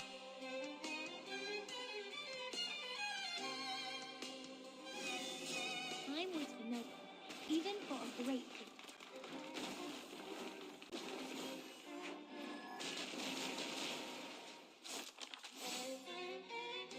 3, 2, 1, down.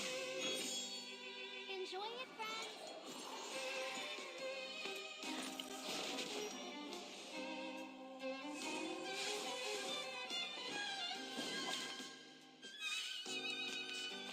No need to worry. Please don't. Okay, one more enemy.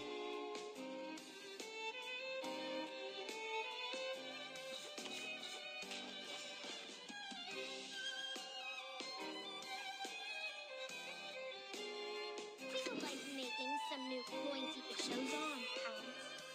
Pansy. Plant eggs. Now, give us a big smile.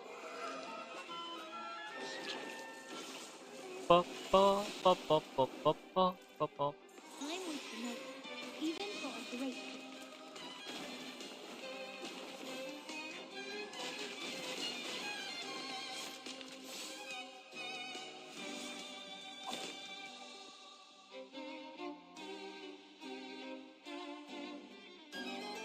Just like the prophecies of the woods, the scales have already been tipped in my direction.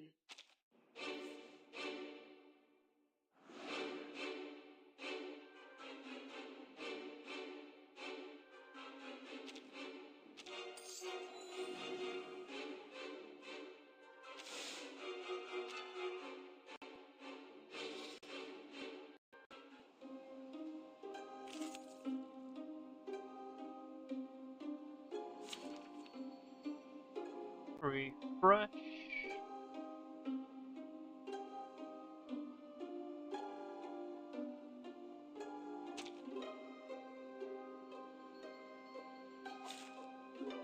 Nothing unexpected. For now.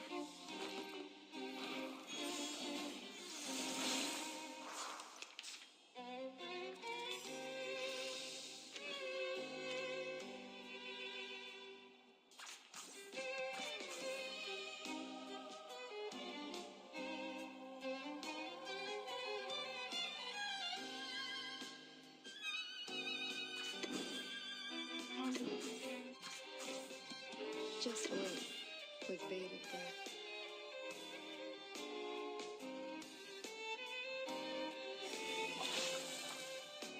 Stars.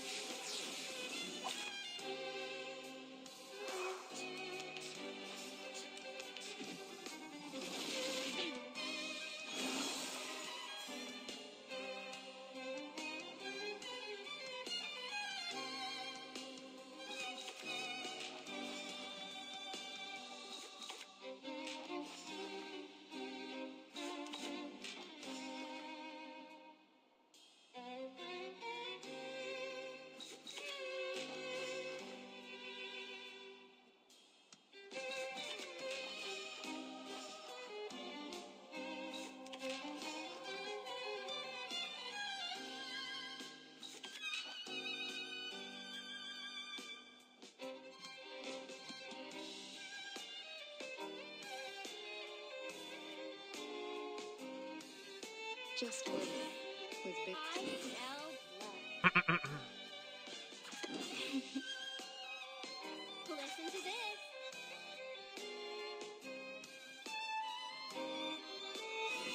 No need to look back.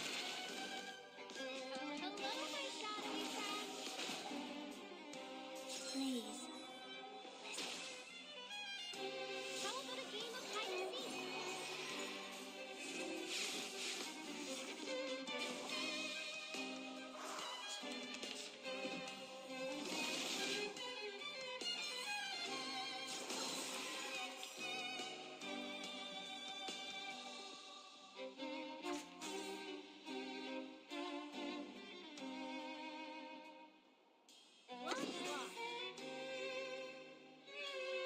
The rented woods are watching you. Feel like making some new pointy-toothed friends? Just wait, with bated breath.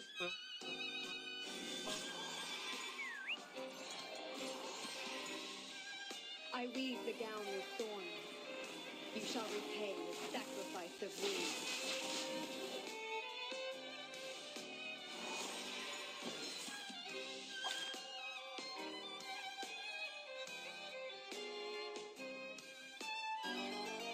Whew, that went smooth. Exactly.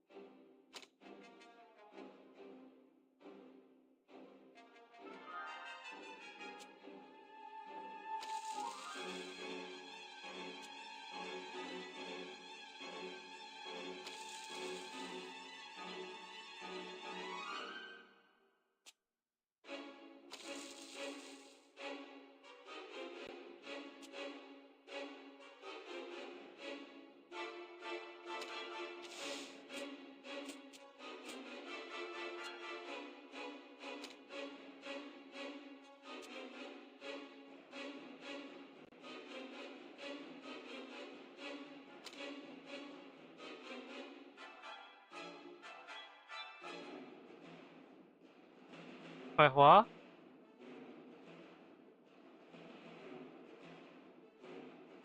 Hi there, Skulk Lurker?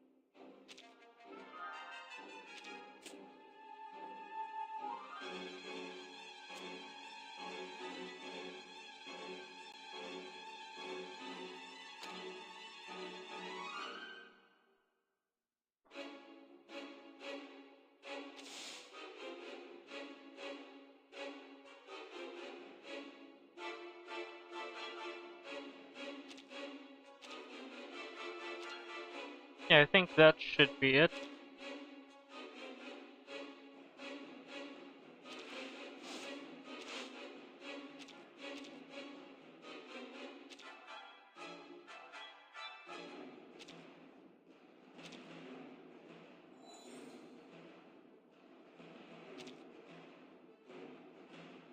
Make sure you're fully Okay, prepared. that changes everything.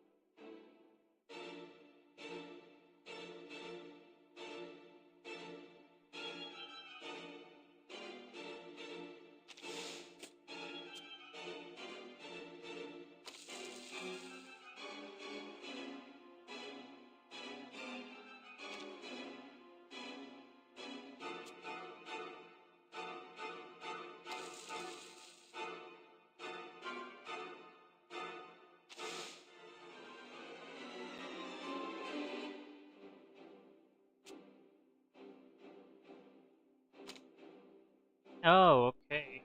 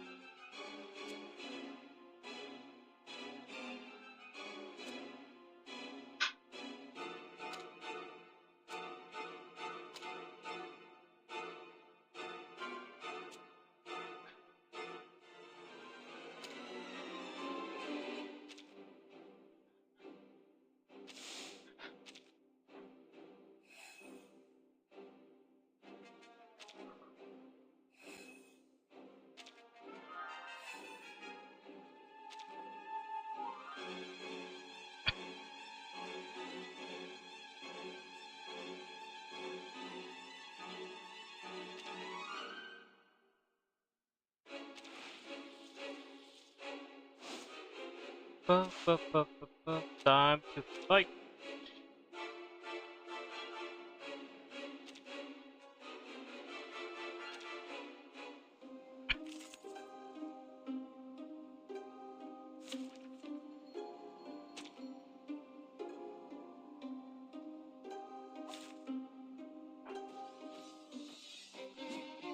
You should not make an enemy of the earth.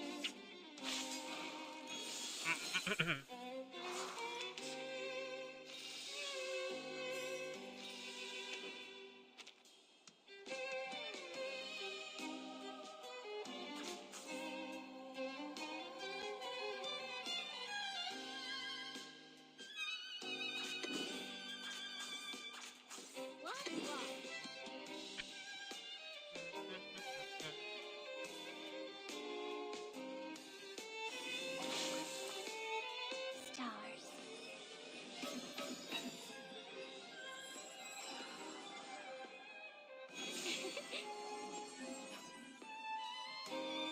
Goodbye. Hello, my shadowy friend.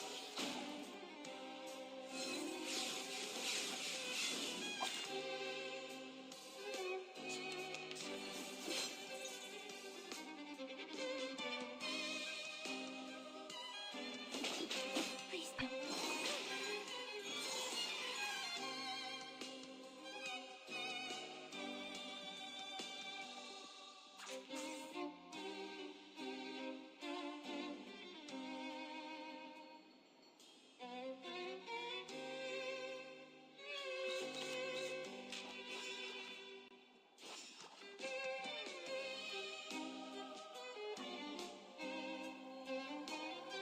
Show's on, hounds. Candy. Plant eggs.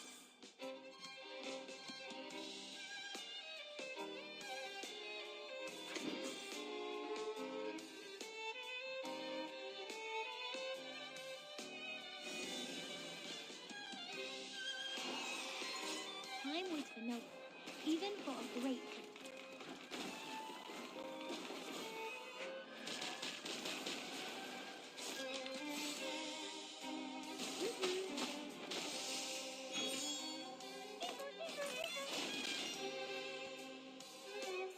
Eating.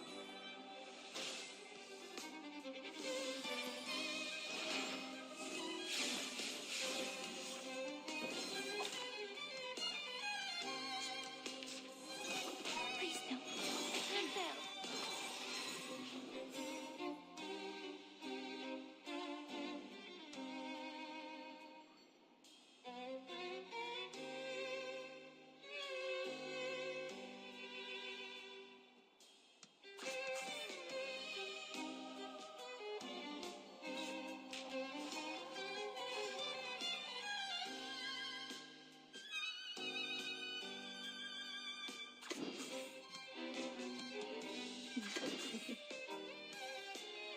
Listen to this.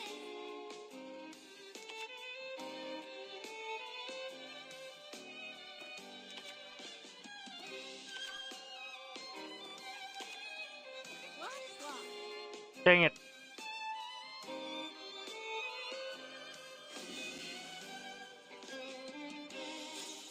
Stars.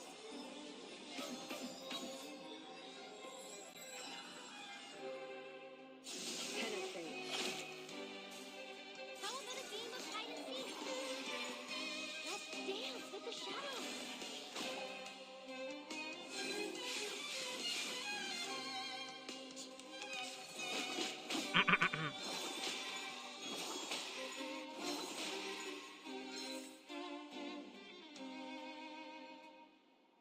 Feel like making some new pointy-toothed friends.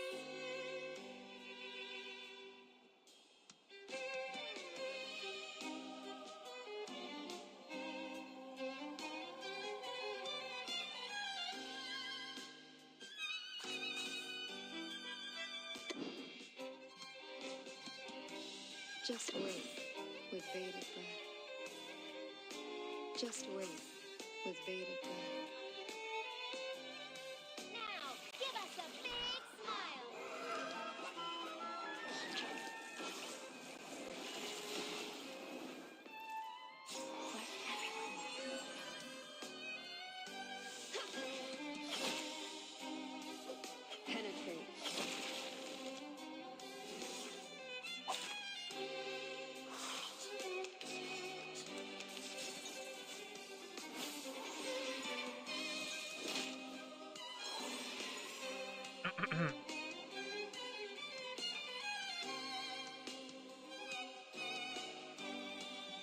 The reticent would, so watching you.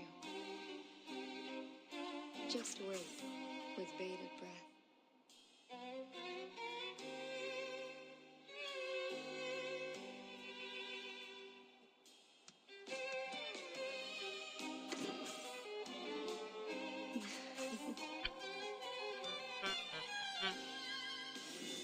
I weave the gown with thorns. You shall repay with sacrifice of wounds. Penetrate. Please. Penetrate.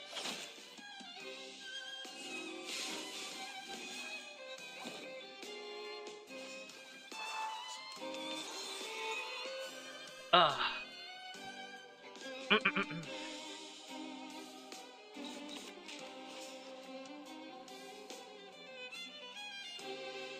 Good timing.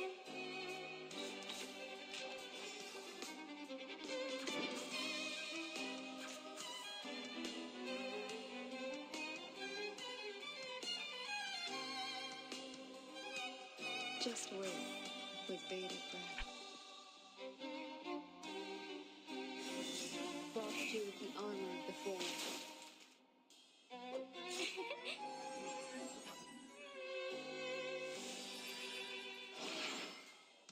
Stars.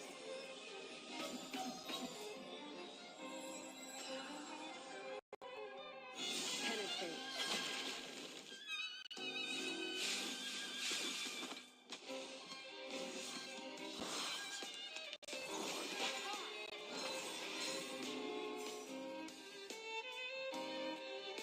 Yo, welcome back, Bo.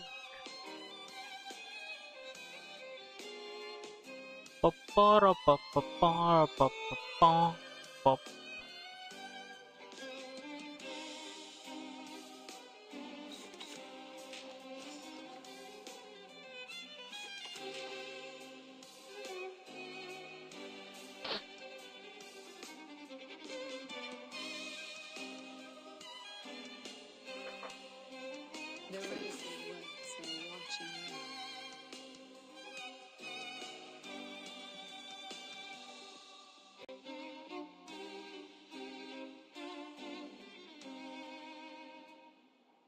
The show's on, hounds. What? Planting.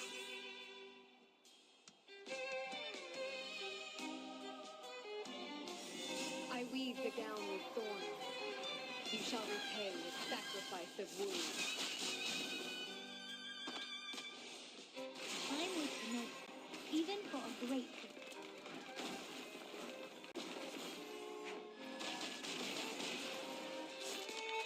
Ba, ba, ba, ba, ba, ba.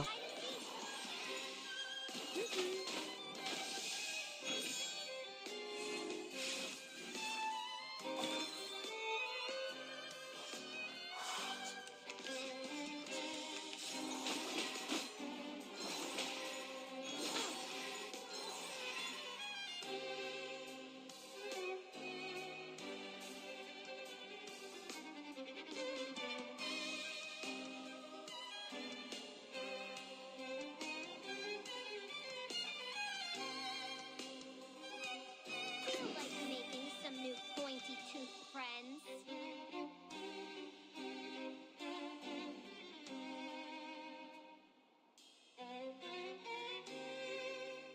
The show's on, hounds. Wait for 5 seconds. Just wait with bated breath. Nothing much. I'm actually almost done with this. This is actually the final level. So lucky I choose the vampire healer as an external ally.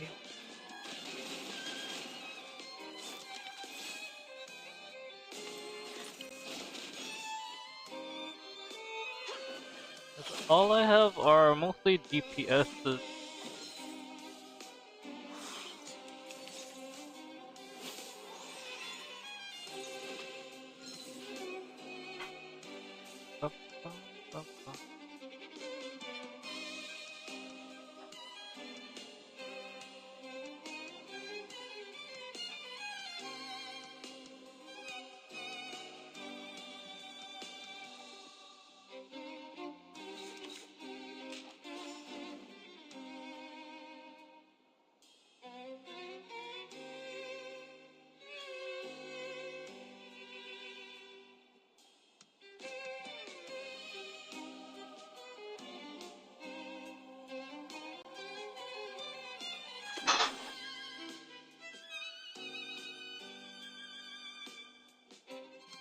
Just wait with bated breath.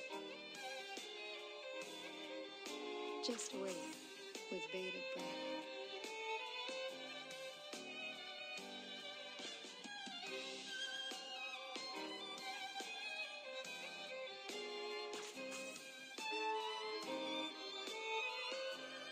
Please. Yeah, it's a very long No need game, to look isn't back. it? No need to look back. Actually spent like a few minutes arranging the gear that I have.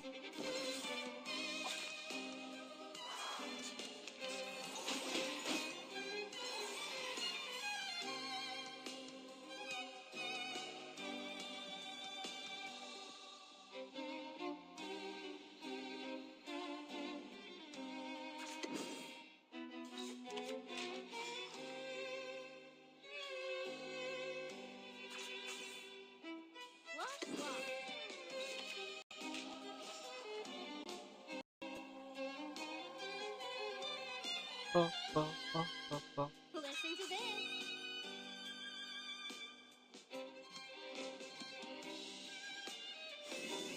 Stars.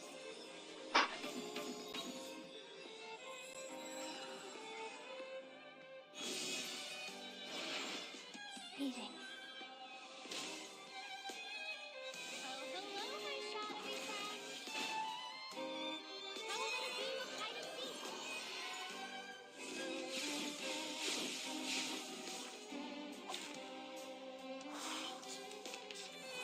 Cancel.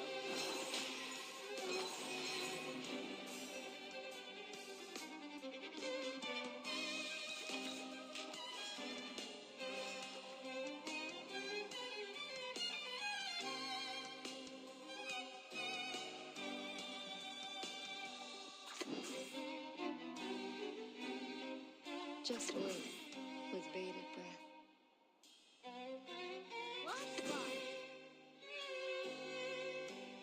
Just wait with bated breath.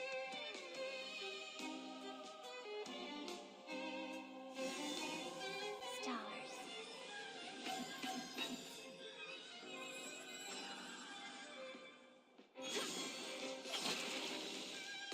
Come dance with us. No need to look back.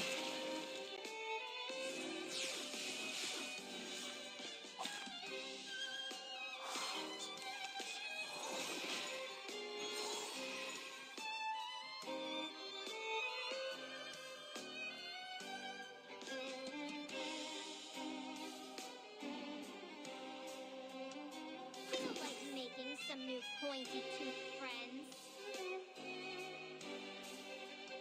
The reticent woods are watching you. Just wait with bated breath.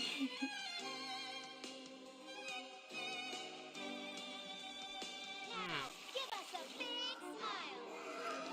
Oh, I see.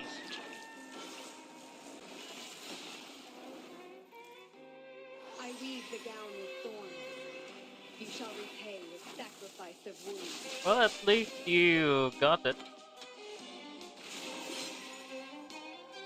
Penetrate. Please.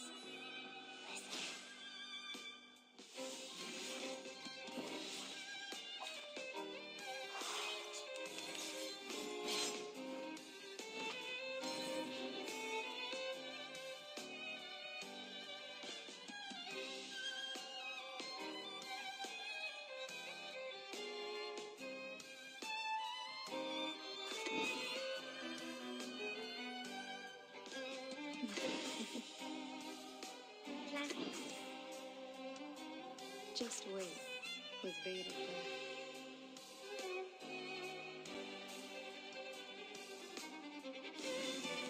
Stars. Ba, ba, ba, ba, da, ba, ba, ba, ba, ba. Penetrate.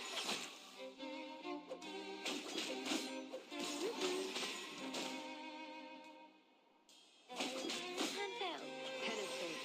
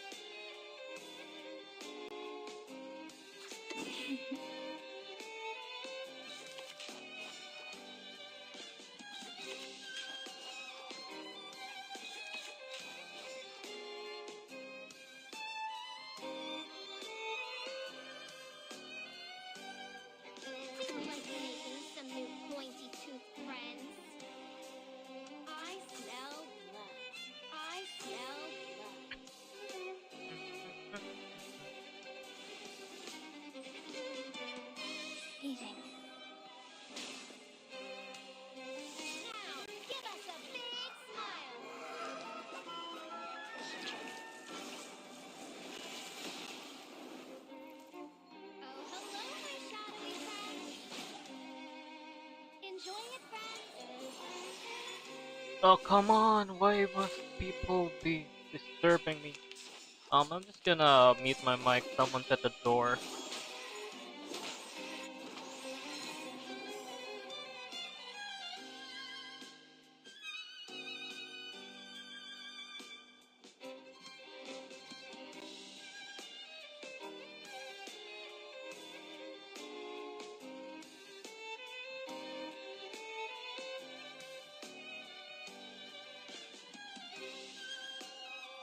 Okay, never mind. Nobody's at the door.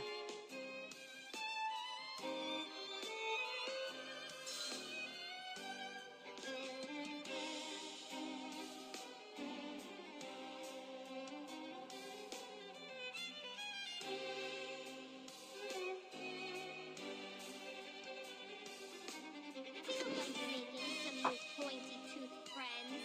Wash, wash.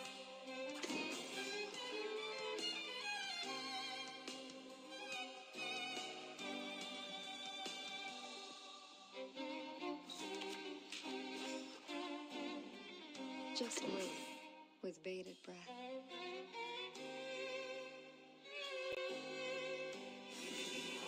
Now, give us a big smile.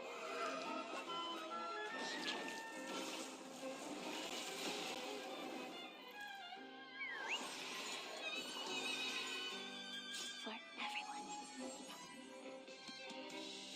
Penetrate.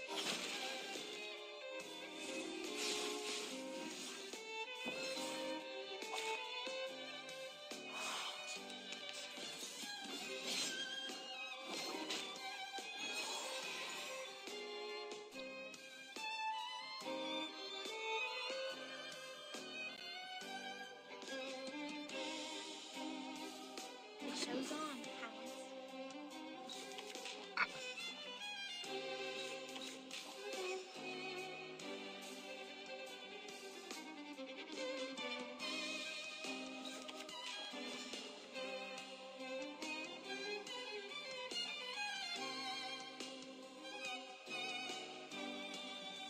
Just wait with bated breath.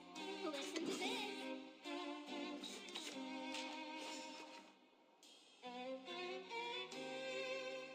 I smell blood. Hmm?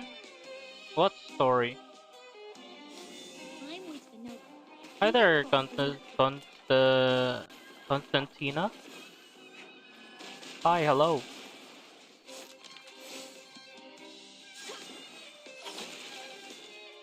Come dance with us. Enjoy it, friends.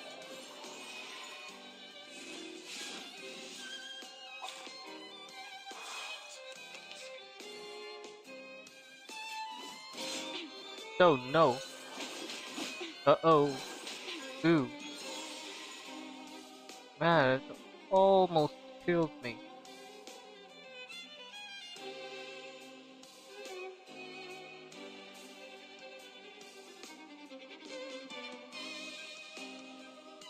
The residents are watching.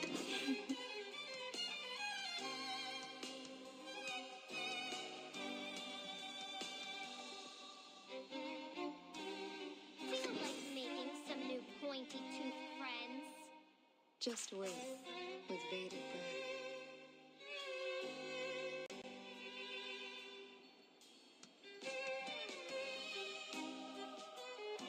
I weave the gown with thorns.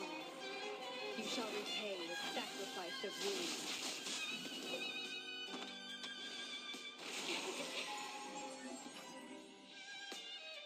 Now, give us a big smile. Hmm. No need to look back. Oh, you're from Romania.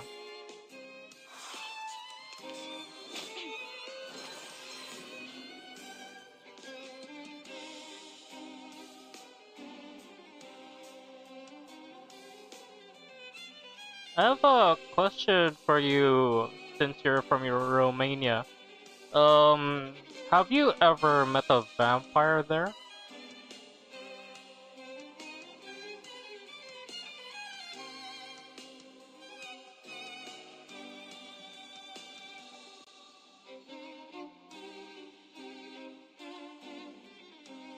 Just wait with bated breath. Good timing.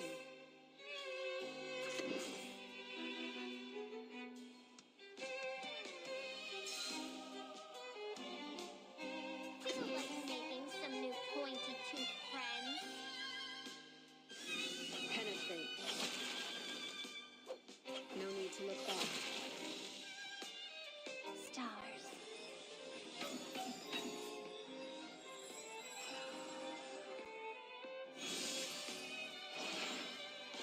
Now, give us a big smile.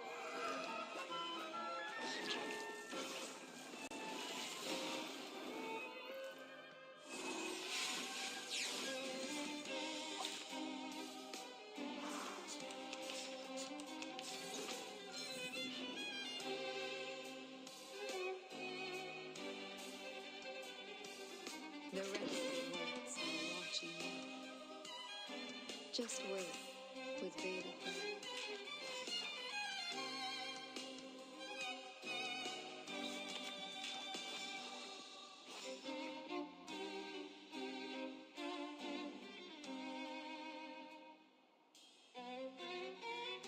The show's on. Hounds and eggs. I weave Okay the gown then. of thorns. You shall repay See ya the later, bro. sacrifice of wounds.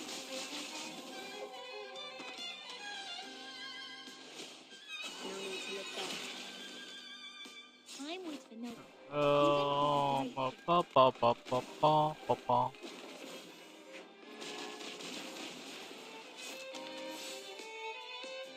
Am I supposed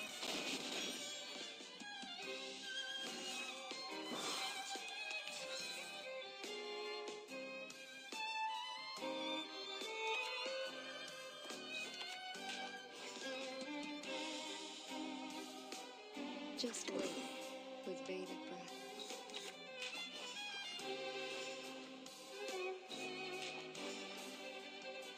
Just wait with bated breath.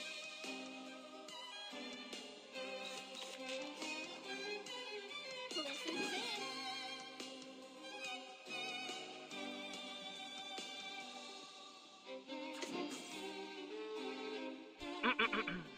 Penetrate. Penetrate.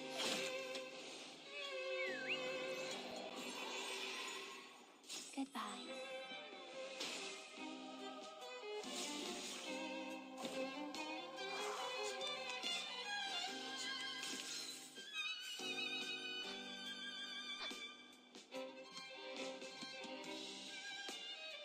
The rest of the words are watching you.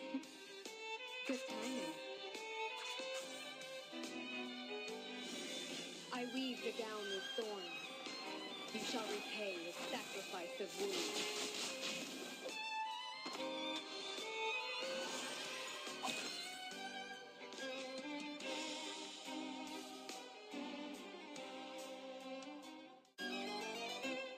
Just like the prophecies of the woods, the skip. Yes, finally.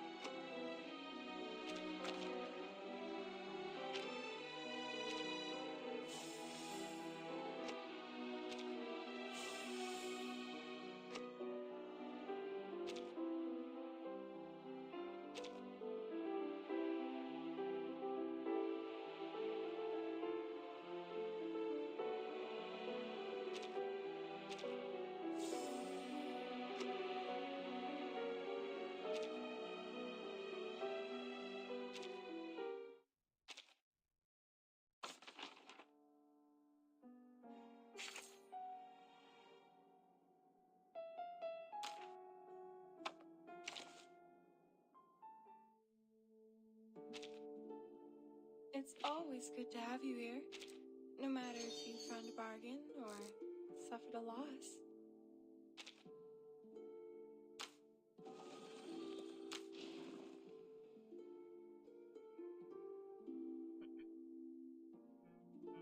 Is it really okay doing nothing like this? I mean, when I was at the Foundation... Okay, now it's time for me to change. Thank you for teaching me all these things. I'm gonna change the game to Arknights because I need the power up. I'm almost finished with the upgrade for some of my operators.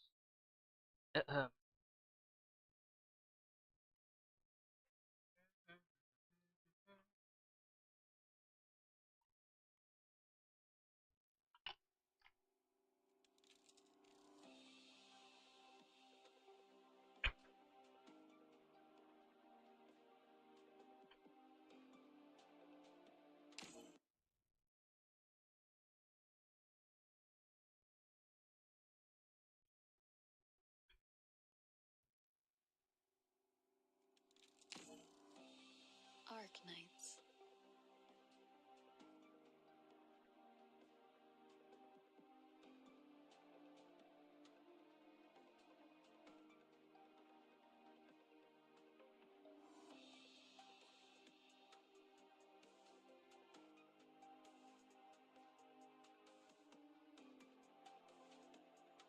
Morning to you, Doctor.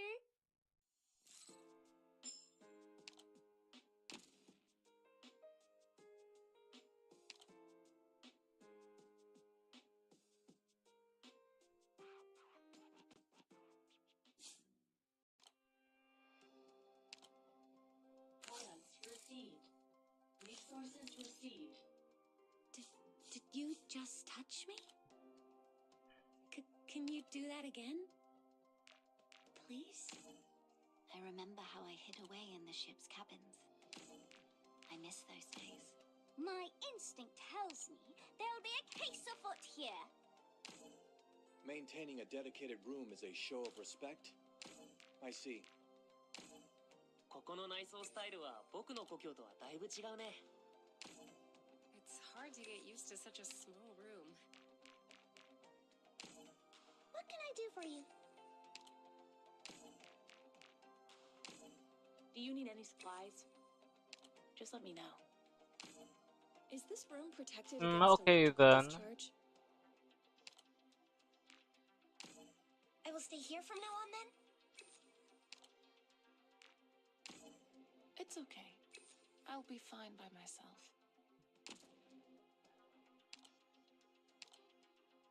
Turn on the lights, little handy. Hey, little handy? Hello? All right, where's the switch?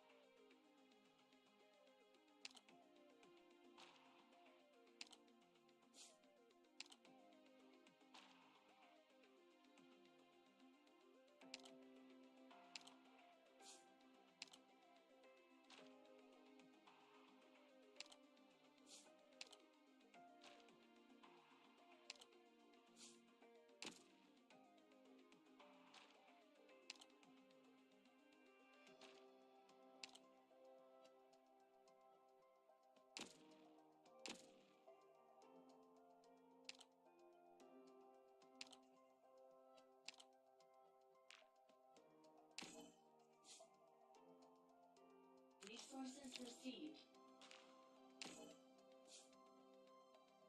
Resources received. Resources received.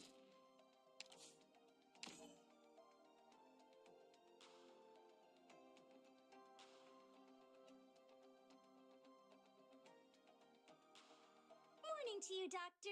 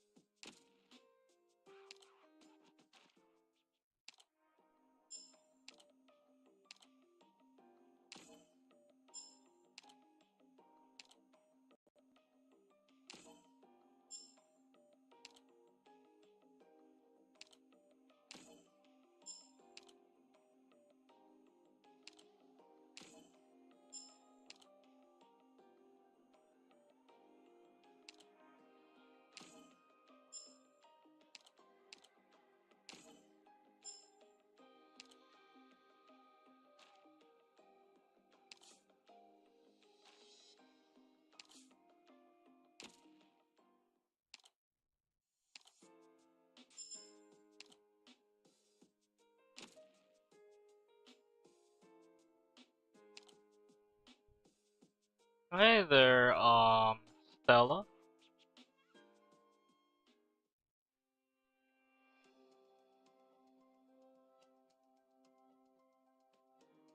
Well, welcome to the channel, Stella.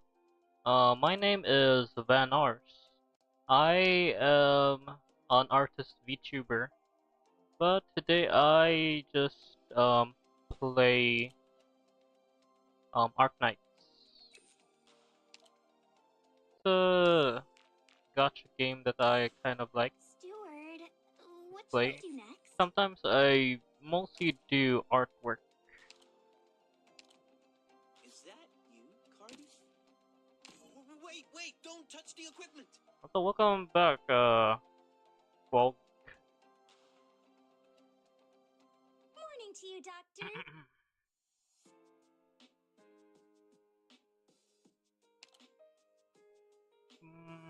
Okay, where?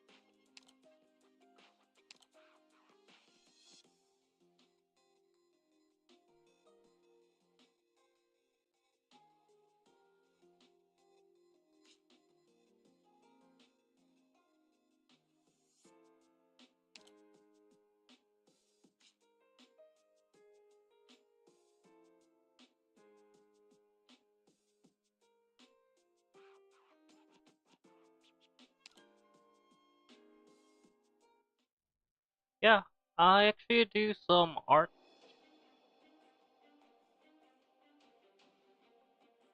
Hey, wait. Since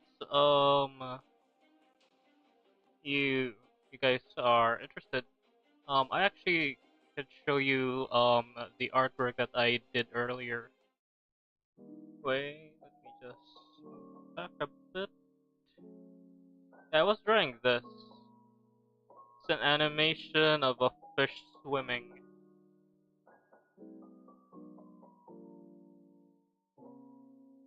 It's not very smooth, but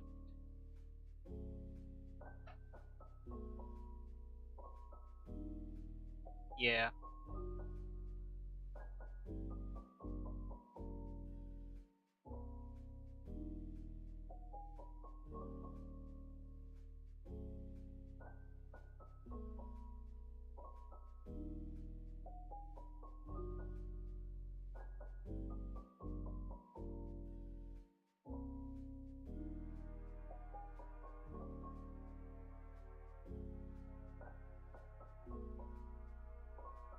So yeah, that's the artwork that I'm trying to do.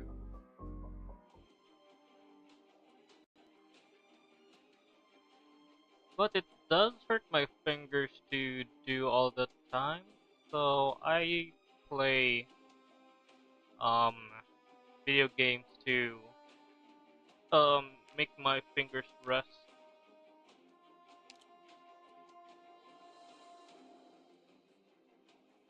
I mean, I actually barely animate as well because it takes too long.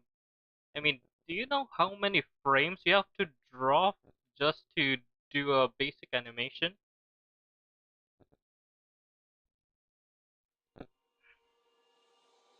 Operation commencing. I mean, to make like a very smooth animation, the standard frames per second is 24. And if you want to like draw something that is around like a minute, that's 60 seconds times 24. You can't stop me. I have a visual.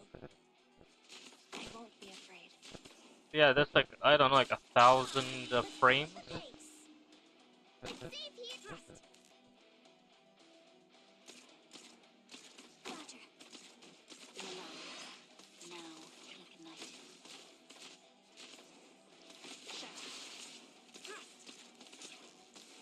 Yeah, that will take way too much of your time. Pretty much why most artists either just make like comics or animatics.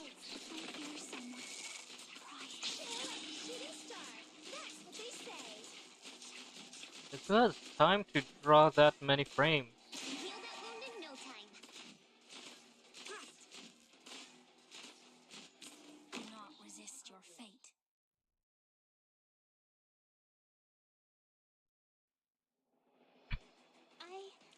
I really did it? I managed to protect everyone by myself?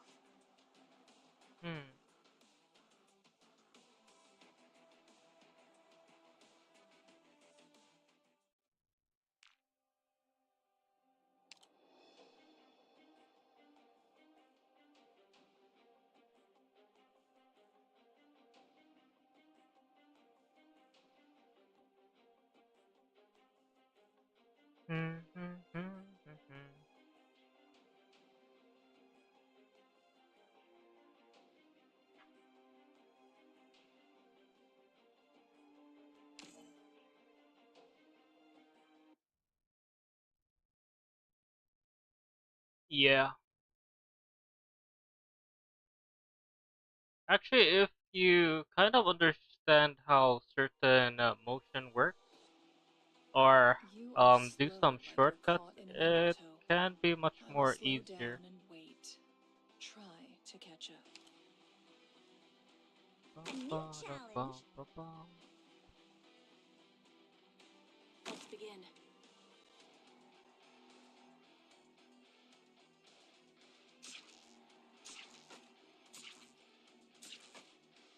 It's the reason why I play Arknight. Any instructions? The only gotcha that does I have a visual. tower defense. Please gather behind my shield. So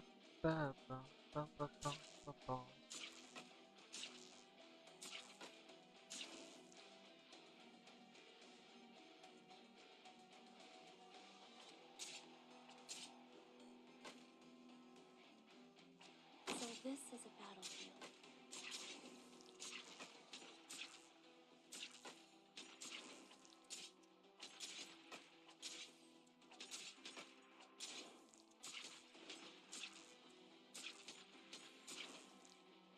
Please, trust in me.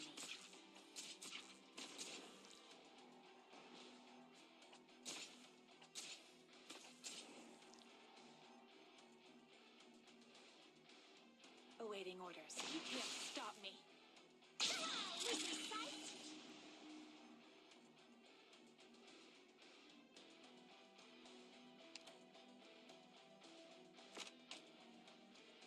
Crime scene investigation. I'm prepared to fight. I'm prepared for lives. Now ignite. I see clouds rising. Probable hostiles in the snow.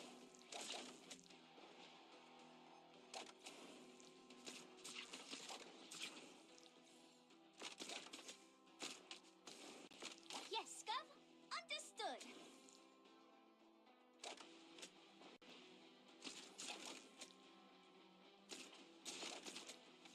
Foggy today.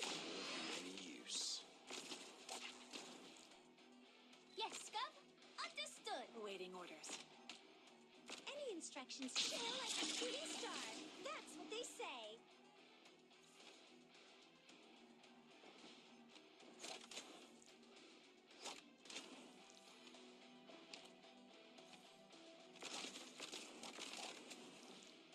Awaiting orders. Shut up.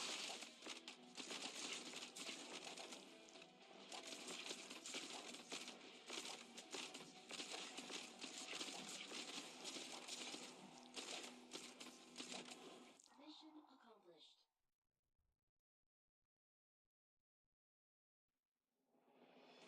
Weaklings. Yo, what's up, Chan Somali? Ba, ba, ba, ba, ba.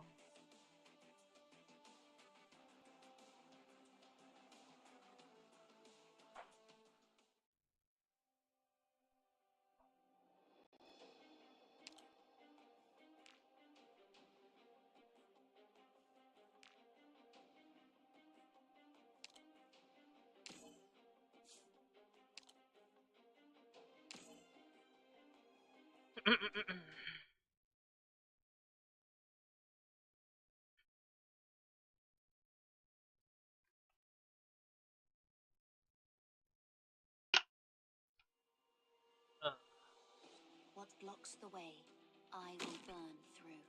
Crosswords. You can't. Feels exactly your target, doesn't it? Please gather behind my shield.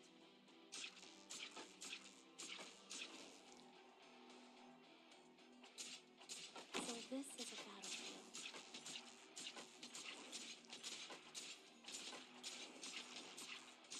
Your lives are mine to protect.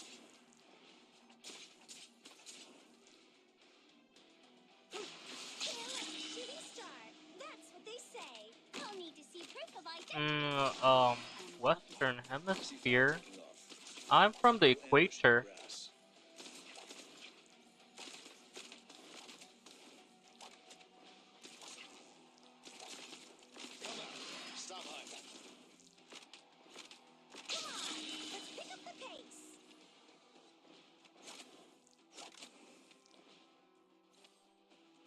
Yep. I'm Southeast Asian. Filipino to be specific. I'm from the Philippines. Mission accomplished. Ba, ba, ba, ba, ba, ba. I have moved all of them to the graveyard.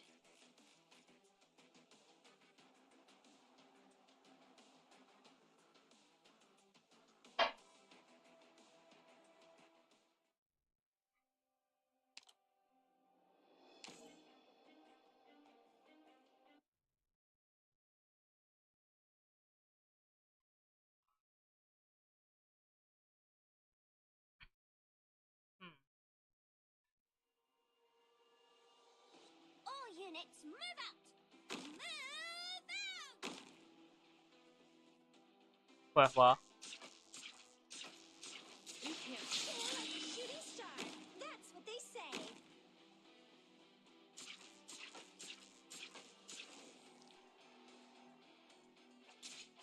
I won't be afraid. Yeah, I'm Filipino.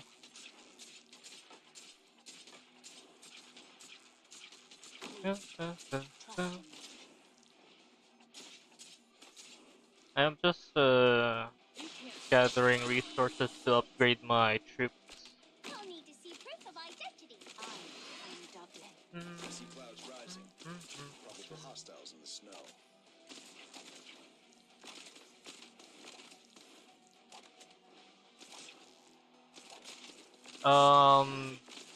Visayas. Exactly your target, doesn't it?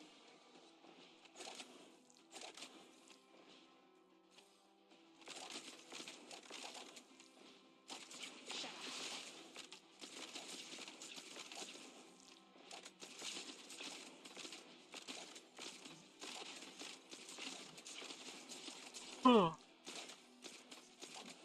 Mission accomplished.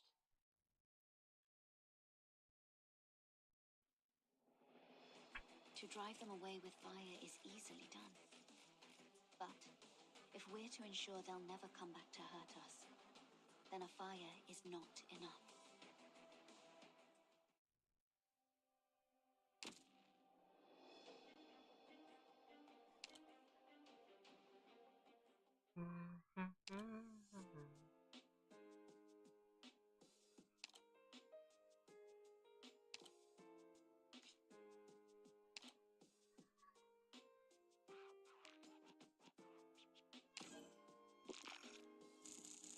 Products received.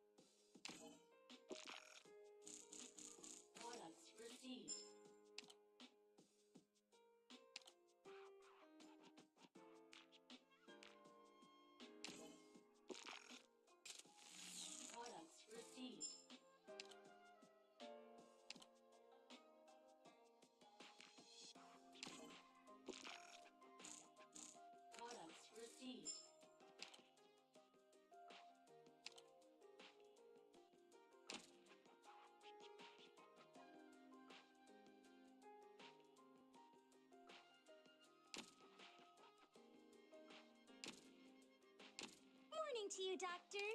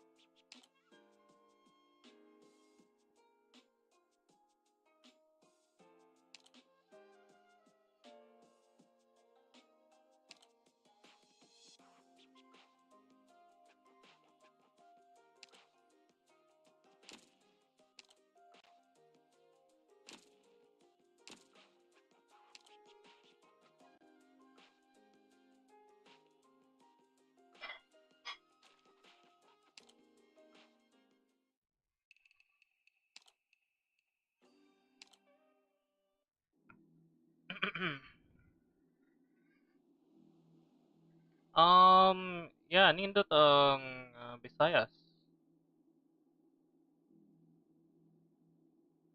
Medyo, wala kasing mga krimen dito. Daghan lang mga, marami lang mga lasing at mga aksidente sa motorcycle. But yeah.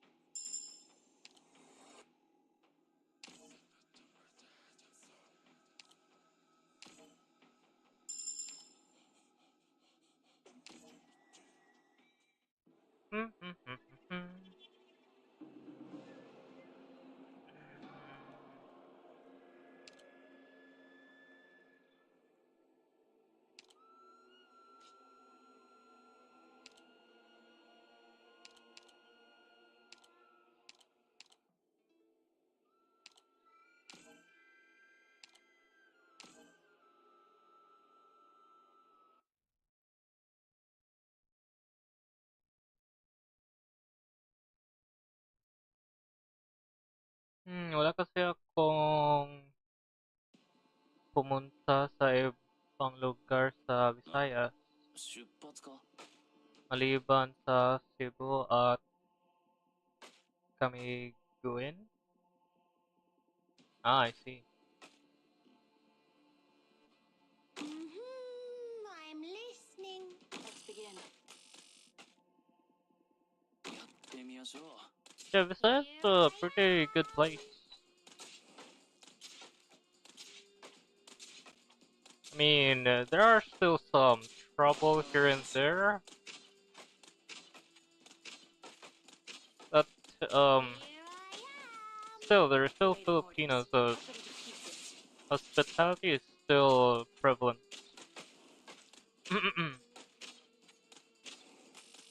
I mean, one of the best things about Visayas is the fiestas.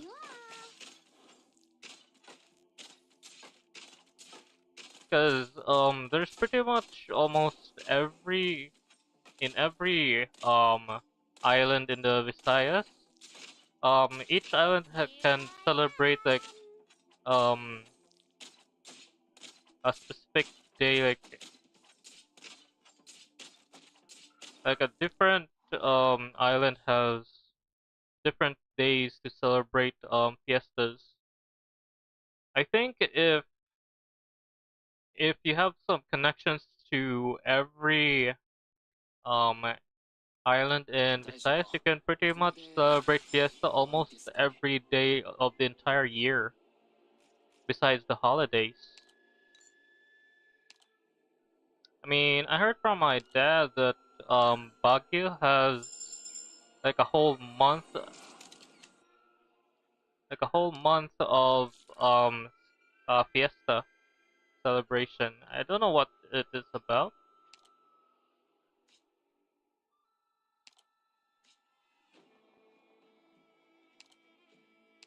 but yeah.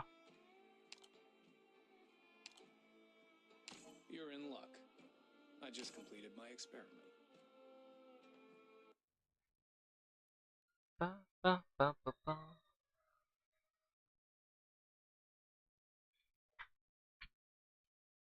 Hmm.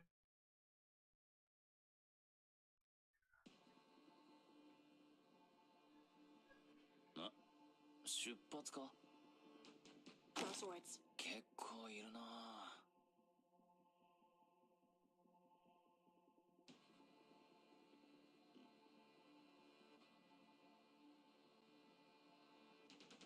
Let's put an end to this as soon as possible.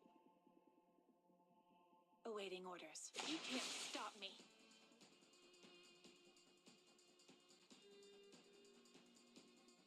I'm listening.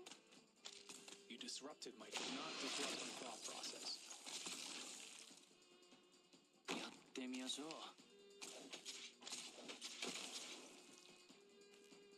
三枚同士。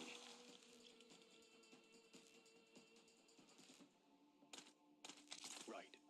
What are these?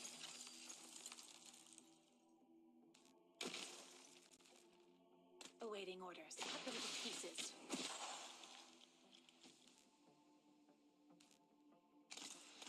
Right. Take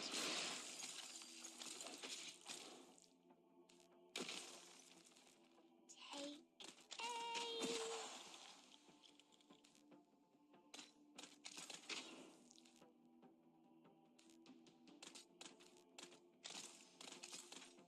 You disrupted my... What are these? Awaiting orders.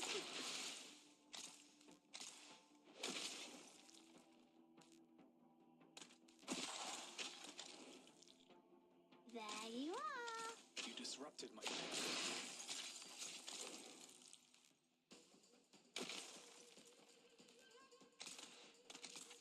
You disrupted... Do not disrupt my thought process. Awaiting orders. There you are. You disrupted my... What are these? Ba, ba, ba, ba, ba.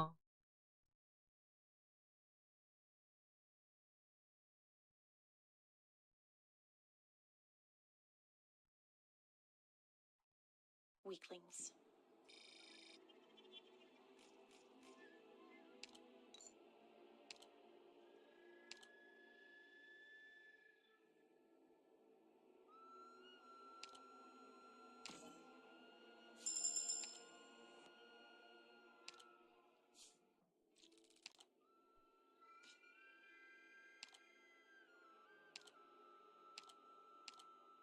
Got it.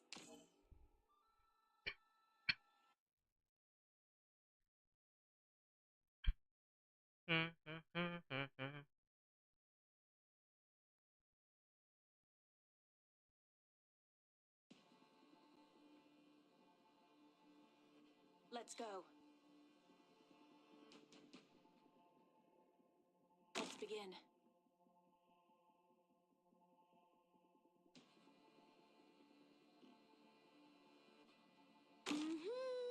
I'm listening. There you are. Awaiting orders. Let's put an end to this as soon as possible. There you are.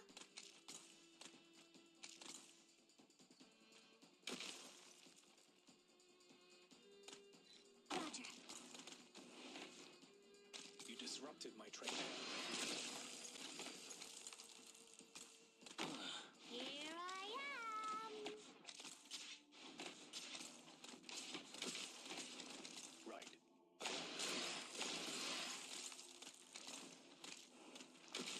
You disrupted my train of thought. Do not disrupt my thought process.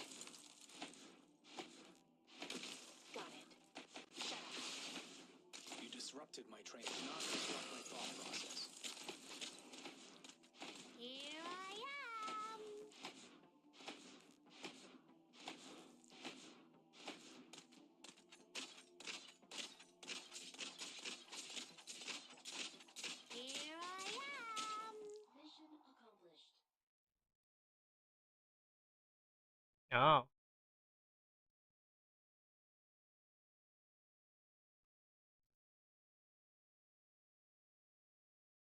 I think we did all right.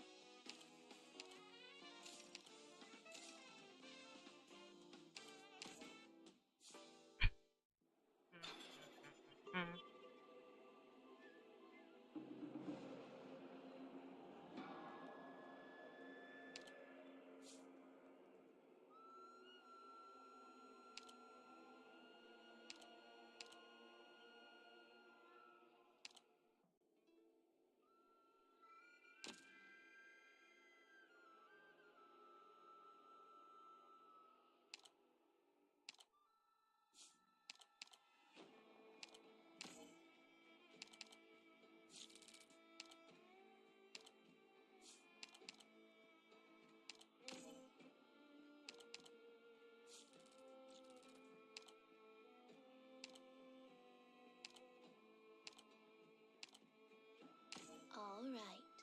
I'm coming.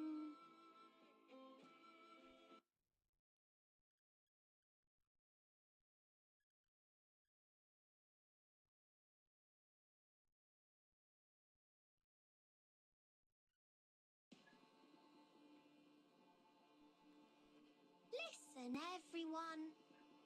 Stay calm.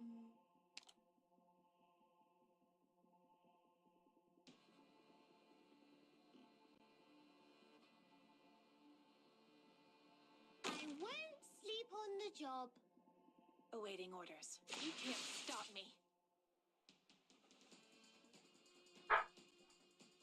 A fine choice.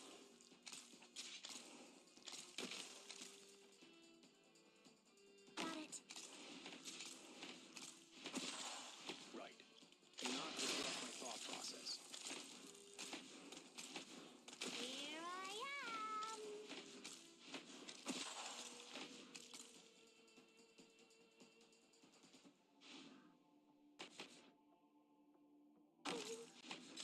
This is... There you are. やってみましょう。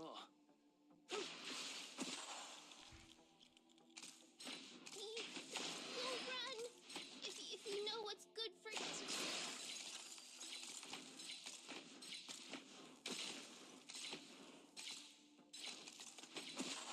There you are.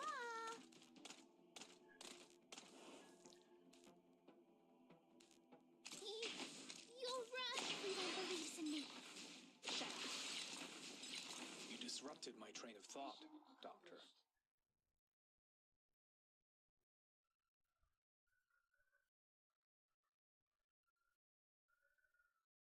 Ooh. Oh yeah, We have achieved a perfect victory, but we still can't let Nate, our guard down. actually I actually drew animation earlier today. It's a simple animation of a fish. Look.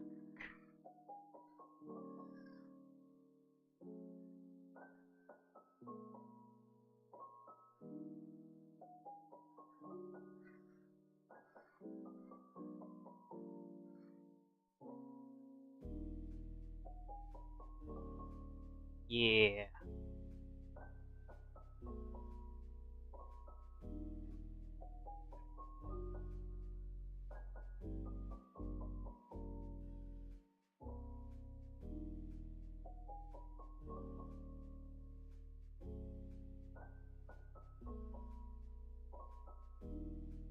Yep. But since I drew a bit, I am gonna rest and just play my game.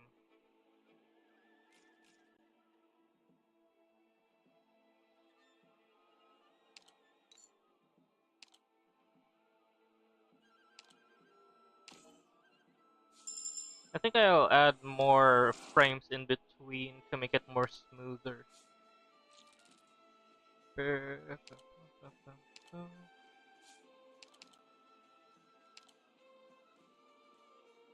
Hmm.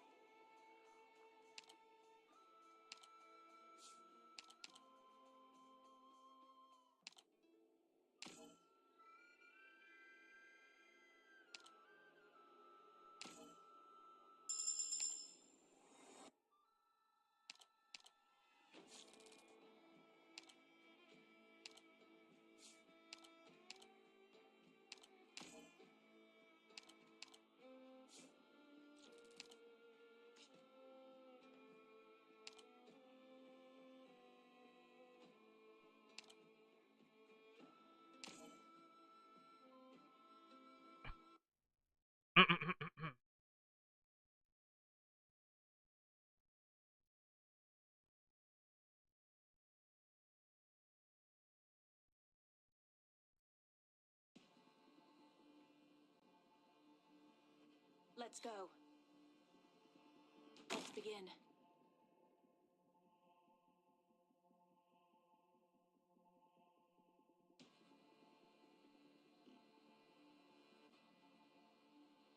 I'm listening. Got it. Shut up. A fine choice. Here I am.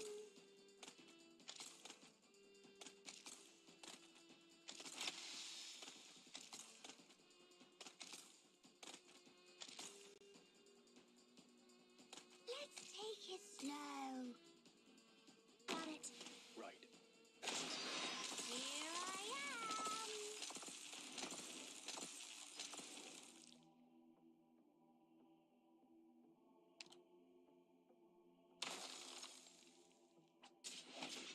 There you are.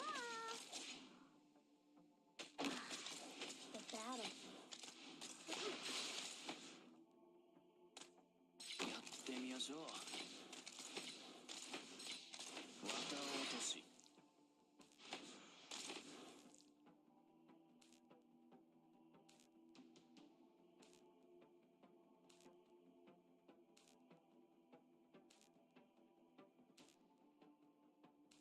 I'm right here, Doctor. I know what you're thinking. Right. Do not disrupt my thought process. Exusie, cover me. Take aim.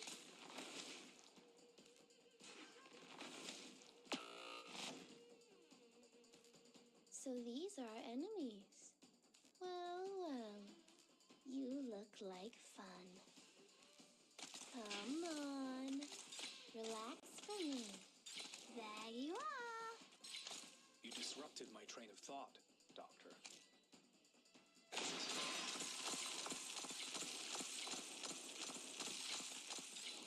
Mission accomplished. I usually end stream at around 10 p.m. But since this specific level doesn't really end until I Having finish prepared appropriately, finish it, these so I think results I'll appear be here unsurprising. for around like 11 or 12 p.m. Hey, what's this? Banner?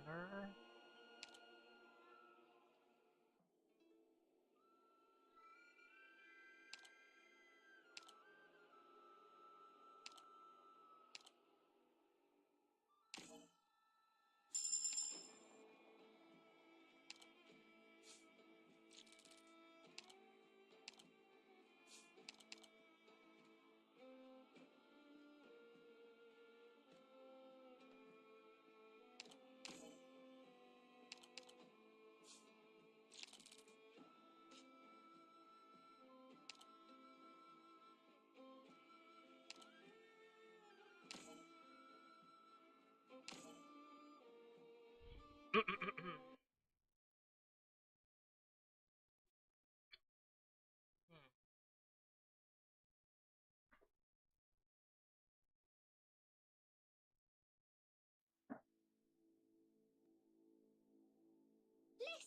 everyone.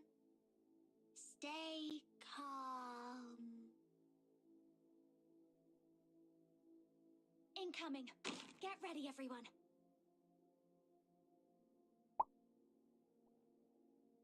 Crosswords. Take aim. Awaiting orders. Shut up.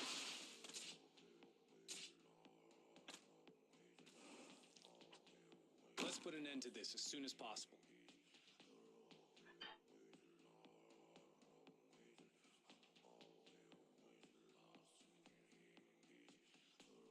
There you are.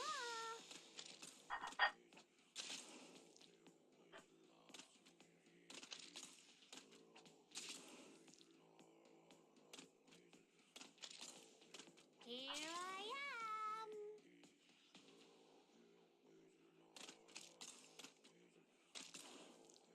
Got it.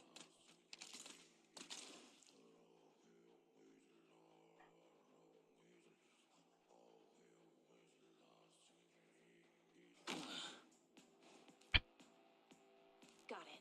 You can't stop me. May you have sweet dreams. Here I am. Not disrupt my thought process.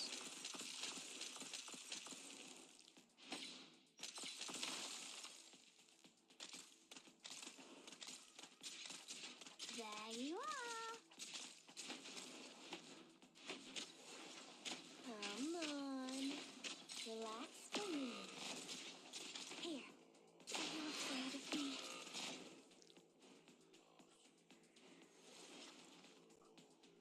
Here I am. Not disrupt my thought process.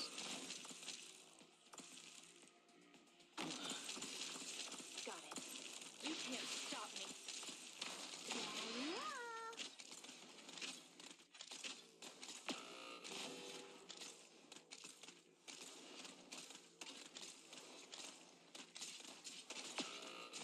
Take aim.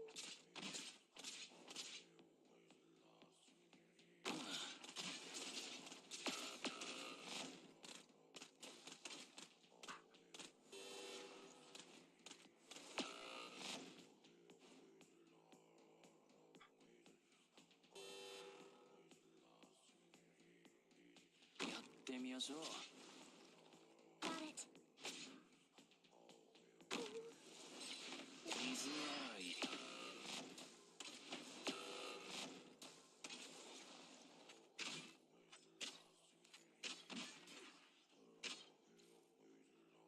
Let's put an end to this as soon as possible.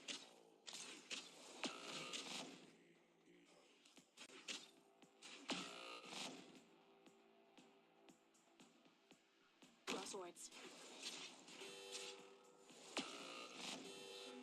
Dang it.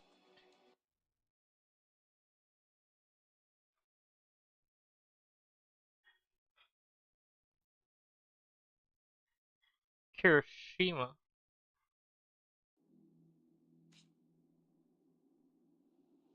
I kind of hear that a lot.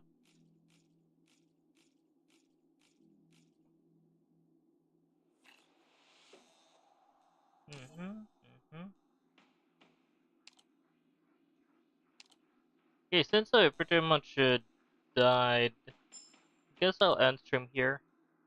I just need to Morning to you, Doctor. upgrade some. Okay, I've finally collected all of them. Hmm.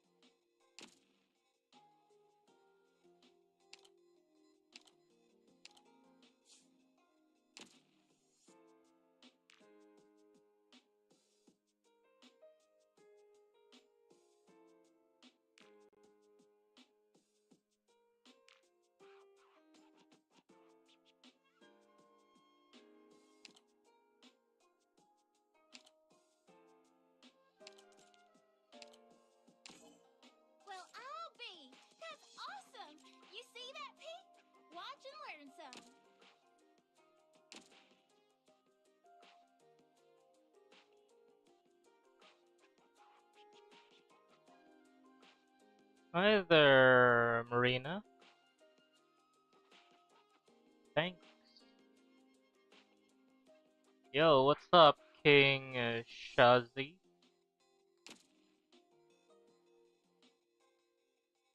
Hmm.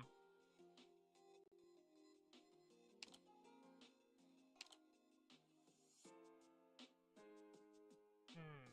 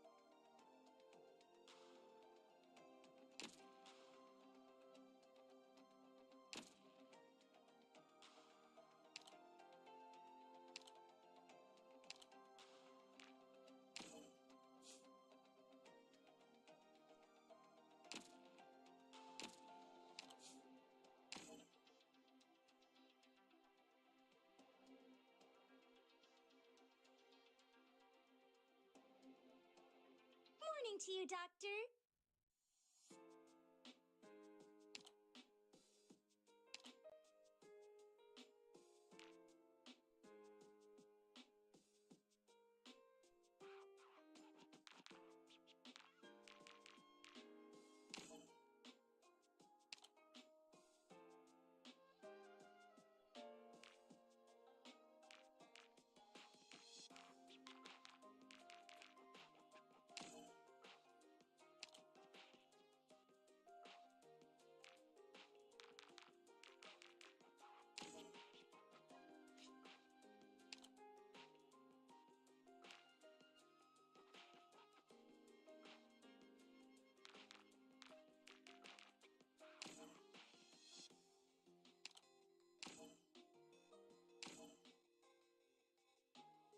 My codename is Beagle.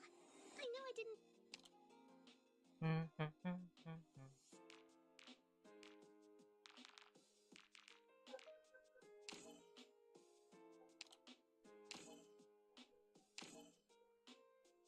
I am Ansel, a medical intern. I'll be assist.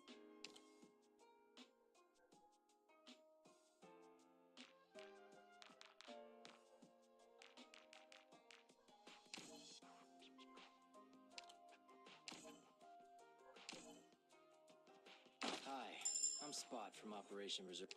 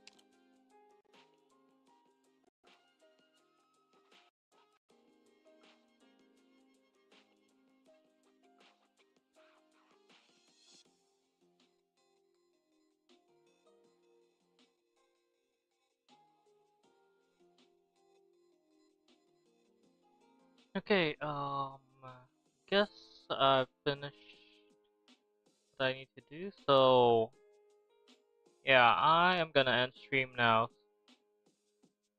So for those who are still here, thanks for watching, but I need to end stream and rest. Bye and good night, everyone.